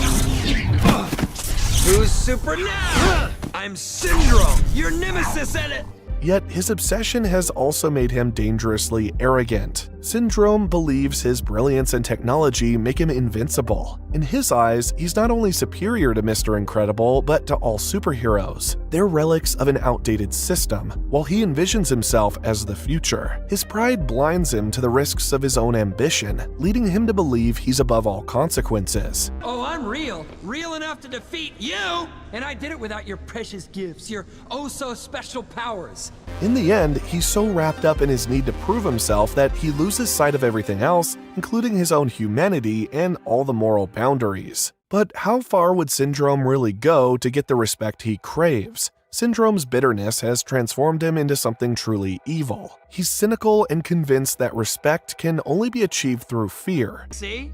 Now you respect me, because I'm a threat. That's the way it works. This screwed up mindset drives his sadistic tendencies, which he displays multiple times throughout the movie, most notably when he discovers Helen on the transmission. Without hesitation, he launches missiles at the plane, smiling as he forces Mr. Incredible to listen to the impending destruction. So you do know these people? Oh, well then, I'll send them a little greeting.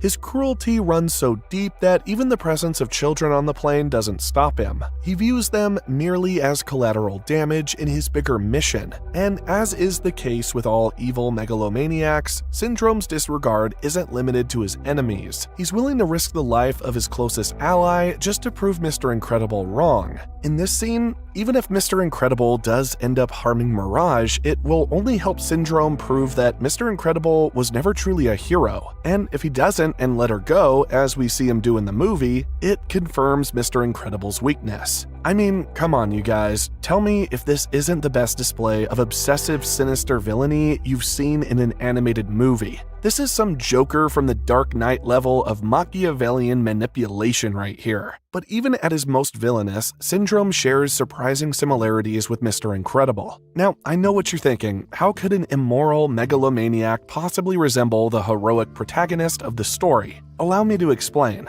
You see, after the initial incidents in the film, both characters are driven by fantasies that shape their actions. Syndrome dreams of becoming the ultimate super, powerful and adored by all after eliminating his self-proclaimed enemies. Mr. Incredible, on the other hand, dreams of reclaiming his glory days, returning to the life of a crime fighter and beloved hero. While Bob is obsessed with reclaiming the past, Syndrome is fixated on crafting a future where he is recognized as the world's greatest hero.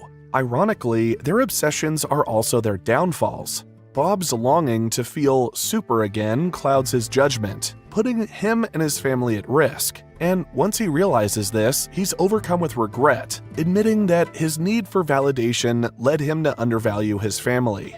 This is my fault. I've been a lousy father, blind to what I have, so obsessed with being undervalued that... Syndrome, however, is trapped in his obsession. He's so consumed with proving himself that he can't see beyond his thirst for power. While Bob's obsession teaches him humility, Syndrome's only tightens his grip on bitterness and pride, preventing any chance of growth or redemption. Plus, for Bob, being a hero was never about fame or recognition. He genuinely cared about helping people. This is clear in a small but telling moment early in the film when he stops to help an old lady save her cat from a tree, even though it brings no glory or recognition. For Mr. Incredible, heroism is about making a difference. In contrast, Syndrome's ambition is based entirely on ego. He craves the spotlight and will sacrifice anything or anyone to get it. But the contradictions don't just stop there. Let's take a closer look at the hypocrisy that defines his character. From the start, it's clear that what he craves isn't heroism, it's the spotlight. Even as a kid, when he interrupts Mr. Incredible's face-off with Bon Voyage, his focus isn't on stopping the crime. It's entirely on proving himself and being seen as worthy. This obsession with image over actual heroism becomes a defining trait that follows him into adulthood and can be seen in every action he makes. Syndrome criticizes supers relentlessly, labeling them as arrogant and selfish, yet everything he does is designed to mimic them. He's obsessed on being admired, not on understanding the true responsibility of a hero. A real hero is supposed to protect and improve the lives of others, but Syndrome's actions reveal he has no interest in these ideals. He's even willing to sell his destructive inventions to anyone, regardless of their intentions, showing a complete disregard for the consequences. Even in the end, when he finally arrives in the city to debut as the world's new hero, his focus isn't on stopping his rampaging Omnidroid, but on making himself look impressive. You can see this when he carelessly throws a truck aside to seem cool, showing little concern for the added destruction it causes. So what happens when such a relentless obsession blinds someone completely that they can no longer see the danger in their own actions? Well, in case of Syndrome, it leads him to everything that eventually causes his downfall. He continually underestimates his opponents, never learning from his mistakes. Twice, Mr. Incredible escapes when Syndrome believes he's eliminated him. The same goes for Elastigirl, Dash, and Violet, who survive his attack on the plane, defying his certainty that they'd been taken care of. He dismisses the potential of Dash and Violet entirely, underestimating their powers, a mistake that allows Violet to help her family escape effortlessly once again. Syndrome's blindness even extends to his own creations. In his first confrontation with Mr. Incredible, he misuses his 0-point energy ray, accidentally flinging him over a waterfall, revealing a lack of control over his own weapons. Later, he underestimates his Omnidroid, believing he can easily stop it in the city, only to be overpowered by the very monster monster he unleashed. The truth is that if Syndrome had used his genius brain and inventions for good, he could have left a far greater legacy than any superhero. But his megalomaniac obsession blinded him to any path other than destruction. But how? Well, even in his final scene, he has not learnt from his previous mistakes and still underestimated his opponents when he went to kidnap Jack, a sequence that ended with his incredibly painful and horrible death. Syndrome is killed when his cape gets him sucked into the jet turbine and his manta jet explodes as a result. This moment is a callback to costume designer Edna's earlier advice about capes. They are nothing but a way to be flashy at the expense of functionality and safety. As good as this joke works, it also carries a deeper symbolic significance. Syndrome was always obsessed with the spectacle of being a hero, with the appearance of power and fame rather than the substance of heroism. His death by cape, which is a symbol of his flashiness, perfectly depicts how his obsession with glory and recognition ultimately led to his downfall. Furthermore, the fact that the only thing that could destroy his Omnidroid was the robot itself. It's a powerful metaphor. Syndrome's own creations and ambitions backfired, destroying him in the end. Had he chosen to use his talents for good rather than for revenge, he could have been celebrated as an incredible scientist or inventor. But his relentless pursuit of stardom became his undoing, leaving him as nothing more than the architect of his own tragic end. Syndrome's story ultimately serves as a cautionary tale, a villain consumed by obsession, blinded by ego, and destroyed by his own ambitions. But you can't just craft a megalomaniac villain just like that. There's more essentials to it. But what are those essentials? They all lie in the valuable storytelling. A well-constructed villain like Syndrome creates unique multidimensional conflicts that go farther than mere physical battles. They challenge the protagonist's beliefs, values, and personal growth. Syndrome's character doesn't just pose a physical threat to Mr. Incredible and his family. He forces them to confront their own fears, limitations, and the importance of their unity. His obsessive traits add a rich layer of tension to the narrative. His relentless ambition and deep-seated resentment create moments of suspense that push the Incredibles to their limits. As a result, the family, especially Mr. Incredible, face not only external threats but also internal struggles, like overcoming self-doubt and rediscovering the true meaning of heroism. We can use Syndrome's character as an incredible blueprint for crafting a powerful megalomaniac villain of our own. His complexity, contradictions, and ultimate downfall add depth to the Incredibles and showcase how well-written villains can elevate a story. So let me break down the steps to create a character like Syndrome. Step number 1, define their ideology. Every compelling villain needs a core ideology that drives their actions. For Syndrome, this ideology is rooted in resentment and a twisted desire for equality. He believes that I'll give them the most spectacular heroics anyone's ever seen! And when I'm old and I've had my fun, I'll sell my inventions. Reflecting his disdain for the elite status of heroes and his belief that power should be accessible to anyone, including himself. However, this ideology is hypocritical because at his core, Syndrome doesn't want equality. He wants supremacy. To build a megalomaniac villain, define an ideology that resonates with them and informs their actions, but also reveals their personal bias and selfish motivations. The more specific and intense this ideology, the more powerful the villain's impact on the story. Step number 2, establish a contradictory moral code. Syndrome operates with a moral code that is deeply contradictory. He despises superheroes for their arrogance, but eagerly seeks the recognition they receive. His actions continuously contradict his stated beliefs, showing a willingness to do anything to get the respect he craves. He despises the notion of heroes, yet he models himself as one, believing that only he deserves the title. For your megalomaniac villain, create a moral code that directly contradicts their ideology. This tension between what they claim to believe and how they actually behave adds layers of complexity and makes the character's hypocrisy evident to the audience. It also makes their motivations unpredictable, adding intrigue to the story.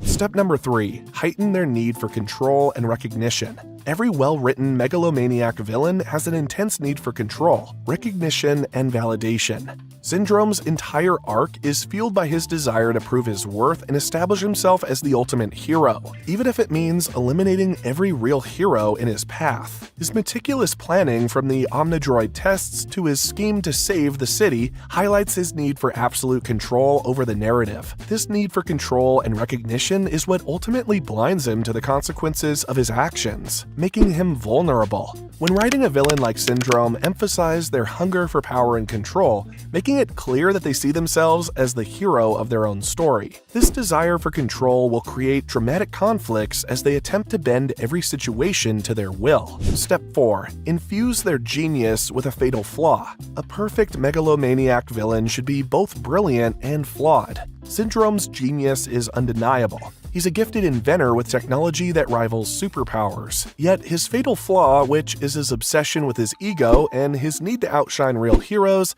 leads him to underestimate those around him. He dismisses the strength of Mr. Incredible and his family, and even misjudges the power of his own Omnidroid, believing he can control it effortlessly. This blind spot is what eventually leads to his undoing. To create a villain like Syndrome, give them a fatal flaw that directly ties into their strengths. This flaw should gradually unravel as their ambitions escalate, revealing how their greatest asset is also their downfall. Step number 5. Create a downfall that's poetic and inevitable. Every good story with a good antagonist needs a downfall for the villain that should feel both poetic and inevitable. It needs to reflect the flaws that shaped their journey. Syndrome's end is perfectly symbolic. He dies because of his own obsession with flashy appearances. Moreover, his own invention, the Omnidroid, spirals out of control, highlighting his arrogance and short-sightedness. For a villain like Syndrome, their end should feel like a natural result of their own choices, a consequence that stems directly from their actions and beliefs. It serves as a powerful reminder that their path was always leading to this moment. In short, creating a megalomaniac villain like Syndrome requires the writers to build a character with deep-seated motivations, complex contradictions, and an inevitable downfall. Syndrome's journey from fan to villain shows how obsession, hypocrisy, and unchecked ambition can lead a character to destroy not just others but themselves. Finally, a well-written villain is one of the most critical elements of any story. If you enjoyed this breakdown, don't forget to like, subscribe, and share. In the comments below, tell me what villain would you like to see me analyze next.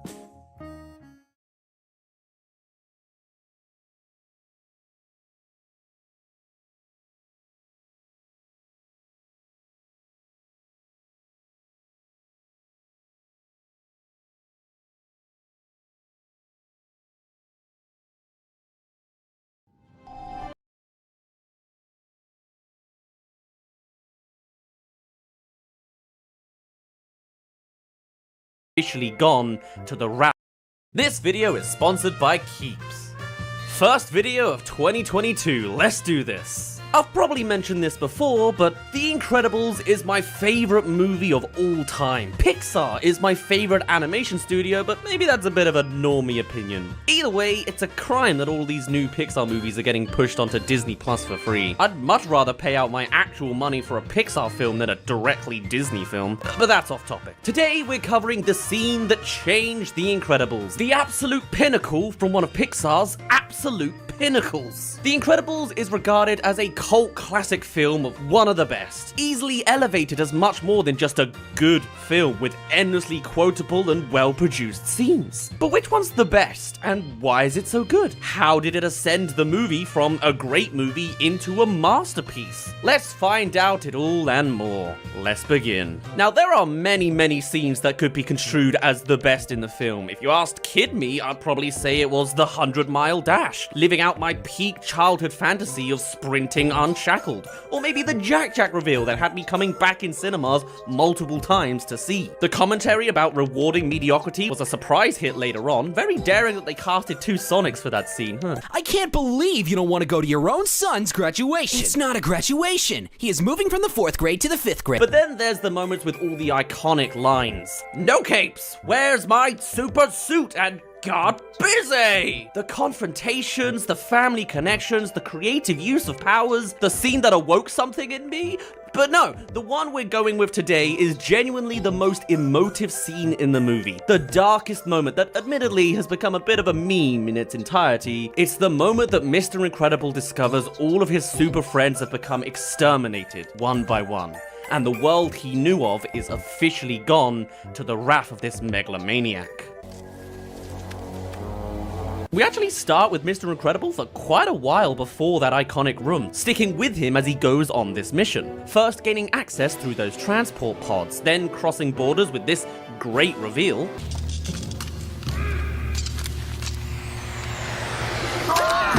And sneaking further in, throwing stones, dodging sights, and eventually reaching this lava office. Up to this point, he's been coasting through the barriers with a little luck on his side too. But this is his first puzzle. He can't just rush his way through this one. And look at this shot, really highlighting the scale of how out of his depth he is being plunged so deep into enemy territory. But as an experienced hero, he doesn't take long to come to his conclusion of using the Easter Island head statues as the shield to block the flowing lava. Not sure how logical that is, but whatever. No dialogue, but damn does the music sink you into the sneaky vibes of the scene. And it's pretty clear what he's up to, and having such a large item only highlights his super strength more. Change of plans, this micro twist is perfectly timed as we've just gotten comfortable with this almost ASMR style escapade only to be blasted with this loud lava waterfall opening. Not to mention, we've just seen how heavy and mighty this object is, even for Mr. Incredible, so you feel that awkward redirection needed as Mr. Incredible tries to return out of sight.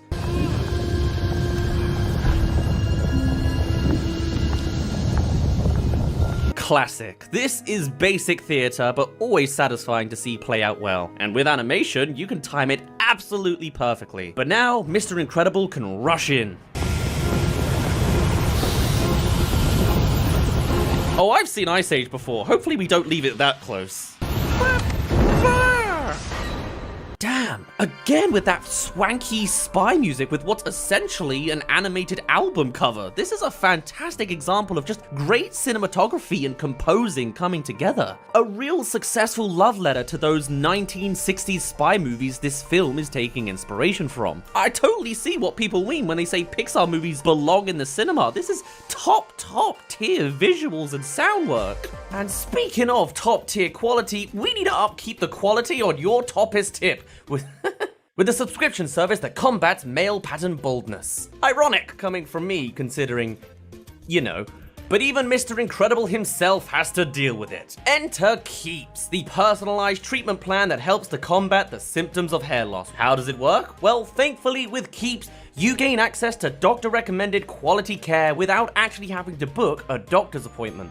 Delivering instead right to your door with refill reminders so you'll always have stock of what you need. At half the cost of a traditional pharmacy visit. Plus this offer is 50% off more. Not to mention, treatment plans come with a year of unlimited messaging contact to a network of prescribers and medical advisors in the field to support your hair or give advice. Anytime at all, 24/7, 365 days a year. Hair loss stops at Keeps, and you can ensure you keep your glory days. So to get 50% off your first order on top of that low price, go to keeps.com/Daz or use the link in the description down below. That's keeps.com/of the video. Scene with someone else, it's still Mr. Incredible. First, the floor lights up one by one, slowly showing a single path to illuminate a control panel with a single spotlight.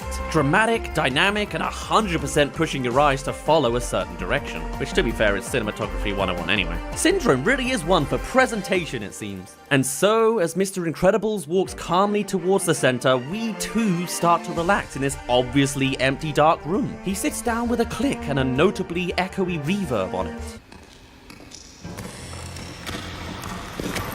The screen lights up, the maximum size possible it seems. Look how small Bob is over there. The events that are about to unfold show how large a scale this situation is. Far greater than Mr. Incredible's personal desires. Ever the puzzle master, he gets the password right straight away, thanks to a little help from his recently dead friend. And with a smirk on his face, he's in. All the while, Helen has been doing something. Just before Mr. Incredible's first appearance on that cliff overlooking those transport pods, we saw Helen over with Edna Mode, who had been enthusiastically showing off all sorts of super suits for the whole family. But with Helen's reservations, a question was asked to her. Do you know where he is? Of course. Do you know where he is? And now the payoff is finally coming back around, as now we see her again at the back of this frame here calling up InsureCare, the job Bob worked at originally. Interesting that the composition here has the focus on Edna more than anything else. Blurred a little, sure, but I guess her being far more knowing is what holds the dominance in this frame? Contently sipping her tea with a little smile on her face. And then, Helen is given the bombshell information we all knew.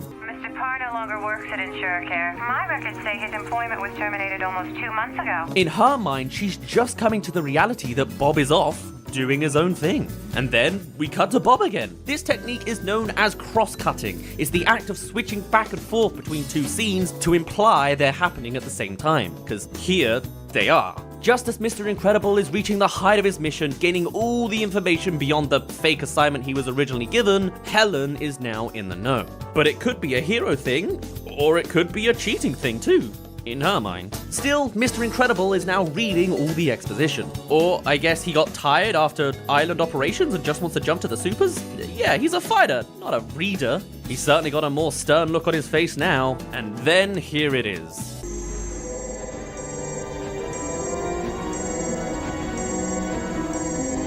A full documentation of every superhero who's come to the island and how they've been used as a tool to upgrade the Omnidroid to the point that it can defeat them. First, 6 supers, each used to form Omnidroid version X2. Every upgrade comes every 3 supers. Clearly, it trounces most of them, be them telekinetic, supersonic, or pyrotechnic. Meanwhile, the camera slowly pulls back as we see more of the scale of this screen and the scale of the situation. And since we're halfway in, let me just tell you real quick that we'll be extending this new scene series throughout 2022, so do subscribe if you're not already. We'll also be streaming on Twitch as much as we can. In fact, here's our schedule. For the most part, it's every day.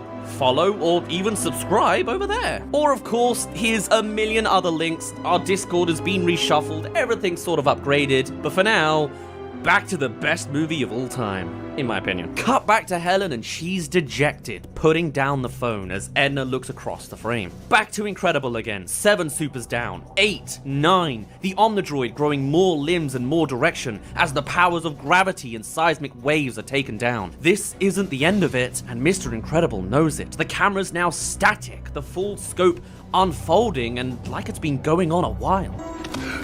And you know what's really bolstering up this scene so far? The sounds. Every tick of a termination is the same little ring buzz, be it for droids or supers. It's almost rhythmic, as if the full weight of a loss of superhuman life becomes liquefied into a minuscule notification, seemingly growing faster and less impactful with each new buzz. And then there's of course the soundtrack underneath, perfectly encapsulating underneath this growing tone of severity. First it's just a few unheard of supers, but then the scale increases. The so-called threat level boosts up as the Omnidroid gains more strength to take them on. 10, 11, 12, and more we don't visually see. Early on, we observe the full scale of the scene with an itty-bitty Bob, completely out of his depth with this composition, but now it's personal, right up close to his face as he sees the icons of his beloved past friends flash into death before his eyes. We don't even need to see all the analytics anymore. You can see enough through the shock in his expression and the flashes of white on his face. The beat of the rhythm just continues, until we see those we recognize.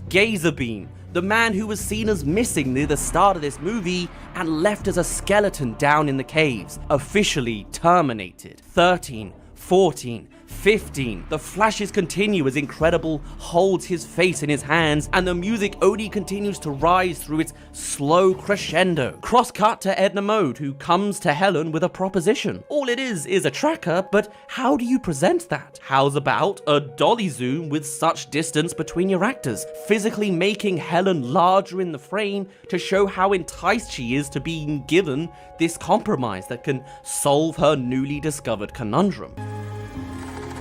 Would you like to find out? At this point, Bob is hunting through the search options. We've seen 15 supers on screen confirmed as terminated, but there's likely all sorts of more information implied through the rhythm or the change in droid design. I count a total of about 22 supers, with more possible from when we're not with Mr. Incredible. Plus, there's the whole stalking element of this operation. Syndrome has to know who all these people are through their secret identities to lure them onto the island. He searches Elastigirl, thankfully unknown to Syndrome on location as of now. A hint of relief amongst this dire realization. And then he searches for Frozone. It's known. They kind of skim over this, but if you're paying attention, you'd know that Frozone was the very next target. When Mirage first appears on screen, she's not looking for Mr. Incredible. He's not alone. The fat guy's still with him. She's stalking Frozone, and it just happened to be blind luck that they found Mr. Incredible for the first time, which is why they switched their whole plan of operations here to focus on him. After all, when it comes to Syndrome, I am your biggest fan. And so, after witnessing the whole building on fire scene earlier, Mirage makes that call to switch over. Verify you want to switch targets. Over. Trust me, this is the one he's been looking for. But anyway, back to Mr. Incredible. As a final thing, he searches himself to find he successfully faked his death and is seen as terminated. Edna gives Helen the device, just as Mr. Incredible observes the final rendition of the Omnidroid, version 10. The soundtrack reaches its crescendo on the news of the final attack, flying the droid onto Metroville and destroying the town in just 8 hours. Zooming in subtly as the news gets more important and Mr. Incredible is driven into action. He stands from his chair as we zoom closer to that final timer, and he runs out of the frame, silhouetted as this is no longer a personal problem. It's a national one, but it's something he can make a difference of, and so we are zoomed in close. It's not about where he goes, we don't need to see that, it's just the fact that he is going, and he's running out of time. And right on that note,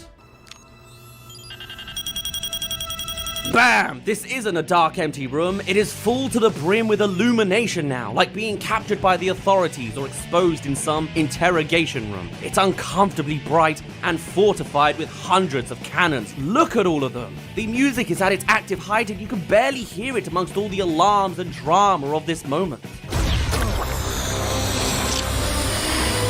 And this is a great example of demonstrating to the audience how these weapons work. A demo test of what is to come for us all to see before it happens. They're sticky, inflate, and a problem. Time to run.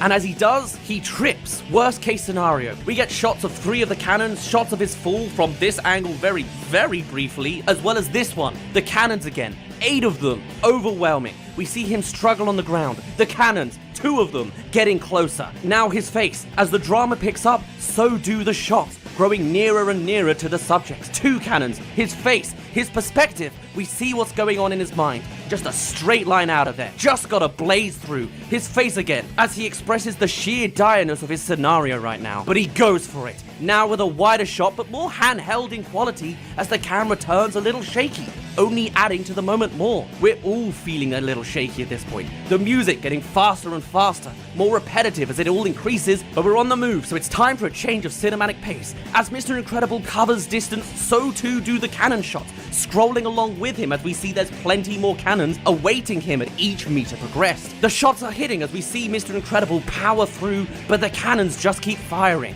And now, the motion has slowed. The cannons are winning. This wide profile shot shows Mr. Incredible's progress, but also how it stopped, scrolling across the frame as he falls to the ground, cutting to those cannons ever present. First, there's lows, then getting closer until it's just one as he stopped in his tracks. The cutaways getting faster and faster. He slowly stands while the cannon shots continue. Faster still, all types, group shots, single shots, constant as Mr. Incredible fights just to stand up and let out from within his constraints.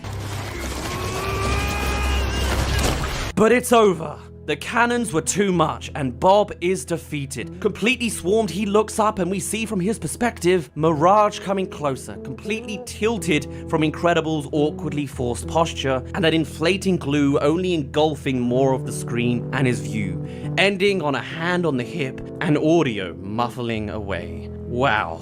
I chose the scene because of the emotive weight of just the concept of all of the super deaths and how dark that really is for a kids movie. But that final action scene, I forgot how damn perfect that last action scene was. How it comes in phases depending on if Mr. Incredible is in motion or he isn't. Powering through several times and yet still losing in this whole scene is just phenomenal. This is the power of a true filmmaker's eye and the heavyweight team that is behind it. Everything is there. Fantastic direction, cinematography, composing, obviously storytelling, both full scale within the movie and just in this scene. The lighting department and unique setting of this room. Sure, this scene in this movie has kind of been mean to death, but it comes from a place of admiration. This scene is just so dramatic and memorable that people have adapted it into other forms. And maybe that's one of the best compliments you can give a film in this modern day. Or maybe it's not that deep.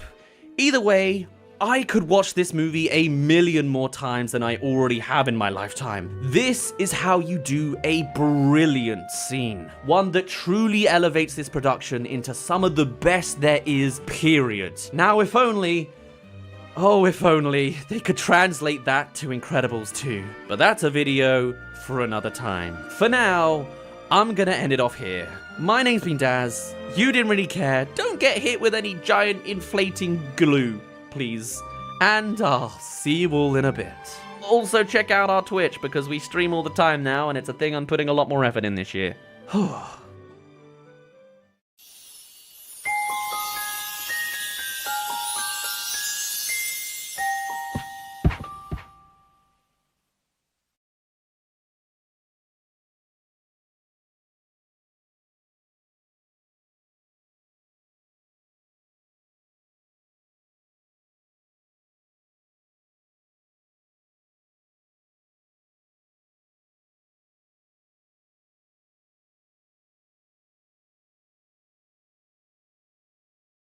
Yeah, I think I got another Incredible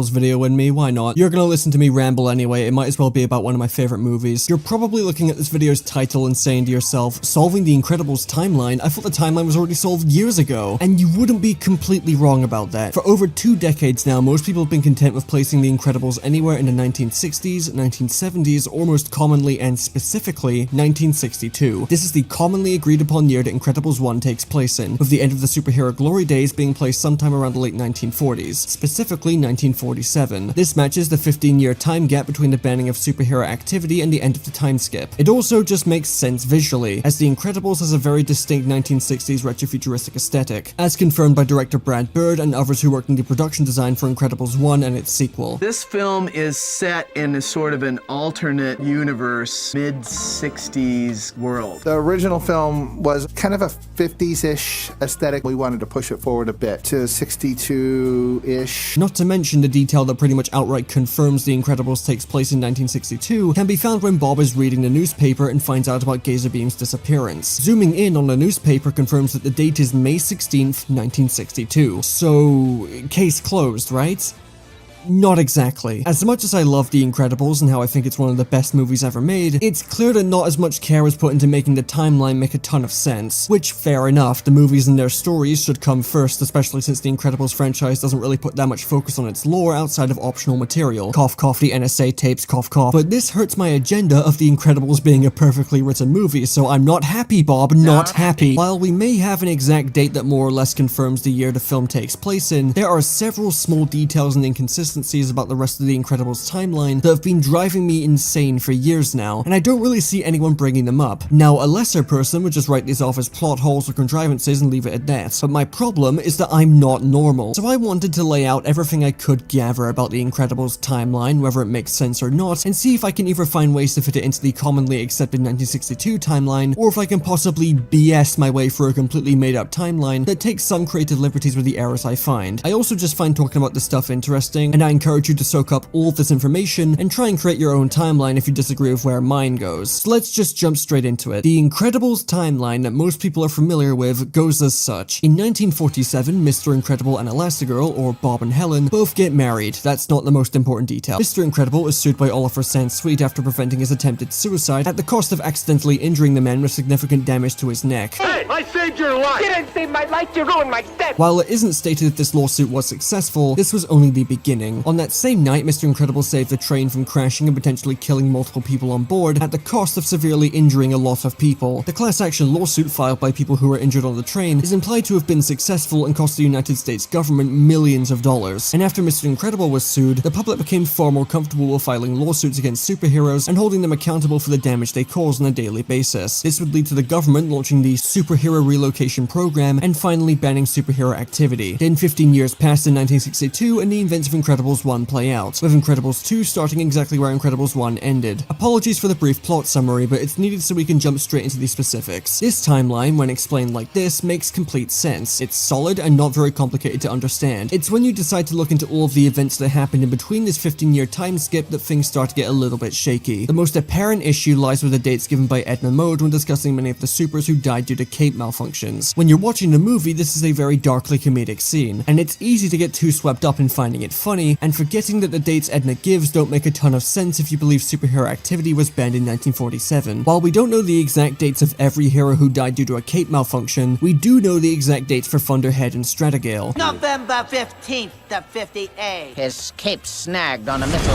Thunderhead died on November 15th, 1958, which if you haven't noticed, is a full 11 years after 1947, and the implied date that superheroes were made illegal. This raises a few questions, like how is Thunderhead casually fighting supervillains and saving people in costume when superheroes are supposed to be illegal? Is he resuming hero work behind the government's back? That wouldn't make much sense given, according to the NSA tapes, the government was very aware of his death and Edna seems to know as well. We do know that Thunderhead isn't exactly the brightest person, so you could make the excuse he's doing this because he doesn't know any better and doesn't really care about the consequences if he's caught. But that excuse definitely doesn't apply to Stratigale. Despite being a teenager, she's far from stupid, and yet... April 23rd, 57. Cape caught in a jet turbine.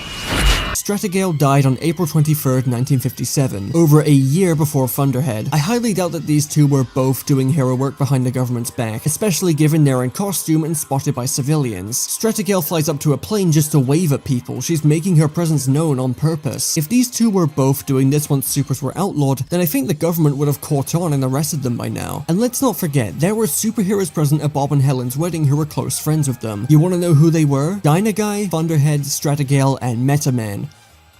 Also Gazerbeam, but he doesn't die for a while.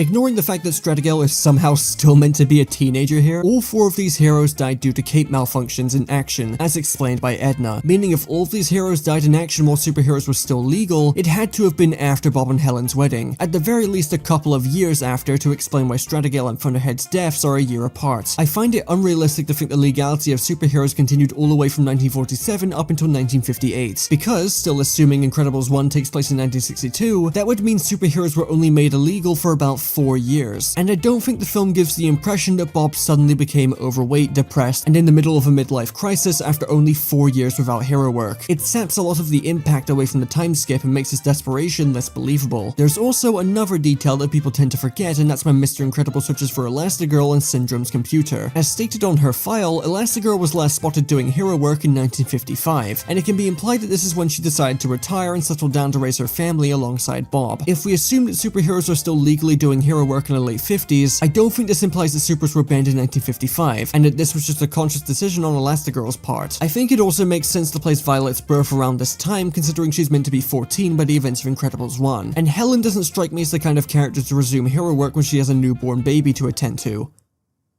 Oh, fuck you. I also think it's likely to assume Bob stopped hero work around the same time, likely pressured by Helen. So here's all the current possibilities. Heroes were banned in 1947 and remained banned for 15 years despite some heroes breaking the law to continue working quote-unquote secret. Hero lawsuits began in 1947, and after years of them being processed through court and more lawsuits piling on, they were banned anywhere between the mid to late 50s and then re-legalized in 1962. But then there's also the possibility that the superhero glory days actually took place throughout the 1940s and 1950s. The lawsuit lawsuits began sometime around 1955 due to Elastigirl's retirement and supers being made illegal in the mid to late 50s, then re-legalized sometime around the 1970s. And then there's probably a bunch of other possibilities, but you get the picture. It's confusing. Even though we have a date for when Incredibles 1 takes place, it's hard to believe supers were really banned as late as 1958, because then it deflates the impact of the big 15-year time skip, and makes a lot of Bob's behavior more pathetic and less believable. Any possible timeline you can make from this information would still somewhat work, but you'd need to take massive leaps in your suspension of disbelief. I've also seen a handful of people, not many, but a handful, making the argument that The Incredibles can't take place anywhere between 1940 to 1970 because of the advancement in technology, which I think is a very silly conclusion to draw, given The Incredibles is fictional and is inspired by 60s retrofuturism. Their world is implied to be much more technologically advanced than ours, and I know I'm gonna sound like a hypocrite given I poked fun at Apogee's solar-powered suit in the NSA tapes video, which by the way, a lot of people tried to correct me on, but it says right on the wiki that Apogee's suit is solar-powered, so even if she doesn't get her powers from solar panels, you're wrong and I win the argument. So personally, I wouldn't get too hung up on stuff like Bob using a desktop computer during a time where they weren't even a thing, or Bob having a self-driving car in the 40s that has a built-in GPS and the ability to put clothes on him with incredible precision. Details like that don't really matter and don't impact the plot too much. Something that does bother me when it comes to reality is that it's very much implied The Incredibles takes place during the height of the Cold War. I mean, in the NSA tapes, Elastigirl straight up threatens to join the USSR if the NSA don't pay for her supersuits. You know what? I got a good question. How come the NSA, the National Supers Association, isn't paying for my action wear, huh? I don't think you guys want me playing for any other team, do you? Not directly, obviously, but it's certainly implied. So the United States noticing an unidentified flying object, in this case the Omnidroid, entering US airspace and landing in a populated city without trying to shoot it out of the sky seems very interesting, but that's more of a history nitpick than anything. And I mean, if we're still going on about errors, Dear Incredibles 2, I find it unlikely that an episode of Johnny Quest is airing on TV in 1962, a full 2 years before it actually officially premiered, you fucking heathen. So clearly, there are a lot of inconsistencies and annoying little issues with the Incredibles timeline. If you still subscribe to the belief that the original film takes place in 1962, because really that one date in the newspaper is the only thing making all of this super difficult to believe, and it's unfortunately hard to argue against something like this. The film was made with a 60s aesthetic in mind, but consider for a second, and this is probably just me on massive copium here, but just consider the possibility, what if this detail doesn't actually matter? Logically speaking, it absolutely does, but if you want to arrange all of these events in a new timeline that makes sense, I don't think it's unreasonable to just view this newspaper date as a small detail just thrown in for detail's sake, and that there isn't actual concrete proof for the year Incredibles 1 takes place in. Small details like this newspaper date are included in movies all the time, and don't end up meaning much. It just holds a significant amount of importance to the Incredibles, because at no point in either of the movies do we see a single concrete date for the year they take place in, other than this one. This is all we have to go off of, and it isn't much. So if we were to ignore this date, and rely on the other years we have available, like the deaths of certain supers and Elastigirl's retirement for example, I think we can craft a much more believable timeline that would still result in the film's 60s aesthetic making total sense, even if we conclude that it doesn't take place in the 60s. You can gather all the information and come to your own conclusions if you want. After all, a lot of this is up to interpretation, and I encourage you to post your own timelines in the comments. But I think I have a good idea of when The Incredibles takes place, with all of the previous eras reinterpreted in ways that actually make sense. At the end of the day, it's likely the official timeline will remain in 1962, as that's the only date shown on screen, and I'm not trying to act like my timeline is better than what's officially considered canon. This is all just a bit of fun, alright? Okay, so first of all, let's go over the 1962 timeline again, the timeline that most people subscribe to. 1947, Bob and Helen get married right before a wave of lawsuits hit. These lawsuits result in the government officially banning superheroes and offering to relocate and protect them from being held accountable for past actions, so long as they never resume hero work again. Around this time, likely in 1948, Helen gives birth to Violet. In 1951 or 1952, Helen gives birth to Dash. November 18th, 1955, Helen officially retires as Elastigirl, implying she was continuing hero work illegally when she had kids to take care of, which seems to conflict a lot of her character in the first movie, but whatever, it still happened. April 23rd, 1957, teenage superhero Stratigale is killed while performing illegal hero work after her cape is caught on a jet turbine. November 15th, 1958, superhero Thunderhead is killed by performing illegal hero work after his cape is snagged on a missile fin, leaving his roommate Scott to take care of his adopted kids alone. May 16th, 1962, the events of Incredibles 1 begin, and given there's roughly a 2-month time skip from Bob defeating the first Omnidroid to encountering the next one, and the 3-month time skip to the end of the movie, it's safe to place the events of Incredibles 2 in October of 1962, given it picks up right where the first movie left off. This ends in supers being legalized roughly 10 days after the Underminer incident, which is just as unrealistic as it sounds, but that's just an Incredibles 2 problem. one of many, and that's a comprehensive breakdown of the 1962 timeline, warts and all. It's about as close to an officially canon timeline as you're gonna get. And now, here's my timeline. I've placed the events of my timeline from 1955 to 1970, and here's why. 1955, Bob and Helen get married right before a wave of lawsuits hit. Given how long it could take for lawsuits to go through court and just how many were filed, it can be safely assumed that the government banning of superheroes didn't just happen overnight, and was likely a process that took a few years to get going. After Bob was sued multiple times and cost the government millions of dollars, he either semi-consistently continued hero work while balancing his new responsibilities as a husband and soon-to-be father at Helen's request. If we're gonna make this work, you gotta be more than Mr. Incredible. You know that. Or he decided to settle down alongside Helen on November 18th, 1955 to focus more on family and preparing to raise his kids. Around this time, likely in 1956, Violet Power was born. April 23rd, 1957. Teenage superhero Stratigale is killed while performing hero work after her cape is caught in a jet turbine. As a side note, Stratigale being a teenager in 1957 now finally makes sense, and explains her teenage appearance at Bob and Helen's wedding, fixing a pretty large discrepancy of the 1962 timeline. I also think it's safe to assume that heroes have not been made completely illegal yet, which would explain why Stratigale is flying next to a plane in costume and trying to get people's attention. November 15th, 1958. Superhero Thunderhead is killed by performing hero work after his cape is snagged on a missile fin, leaving his roommate Scott to take care of his adopted kids alone. Given this is the very last date we get for a superhero being killed, I'm willing to say supers were finally made illegal around 1958 to 1960. Around this time, likely anywhere between 1959 to 1960, Dash Parr was born, and then we jump up to 1970, where I believe the events of Incredibles 1 and 2 take place. It's 15 years on from 1955, it's the beginning of the 70s, so the 60s aesthetic still makes sense. If Bob did continue heroing past 1955 until they were banned, it presents a pretty big enough time gap to not make his behavior more unreasonable and petty, and when it comes to continuity errors, this fixes basically every one of them, including Johnny Quest. And when it comes to Incredibles 2, I'd still say the film takes place in October or sometime in autumn, given the kids are starting school again, so the re-legalization of supers happens in October of 1970, and that's my timeline. You can certainly argue with it and maybe shift some dates around, but I think 1955 to 1970 is a very solid time frame that solves pretty much every continuity issue without making the events in the main story more complicated. This would of course mean that the 1962 date shown on Bob's newspaper is now considered an error if you believe this timeline, but I think ignoring one small date on a newspaper in order to fix every single issue of the timeline without placing it too far away from the 60s is a very worthwhile trade. And there you go, those were my insane ramblings about the Incredibles timeline, but please do let me know if you agree or disagree and feel free to post your own timelines in the comments. It's not often I get to talk about the Incredibles, and seeing how much everyone still loves this film and loves talking about it all these years later is awesome. And remember, even if you do believe in my timeline over the 1962 timeline, it's worth noting that the 1962 timeline is likely closer to what Brad Bird had in mind, and what is officially considered canon, warts and all. Just because there's discrepancies doesn't make it not canon. I just thought it'd be fun to take these discrepancies and see if I can somehow craft a timeline out of them that still makes sense. Anyway, thanks for watching, that's the end of the video, play Yakuza or something.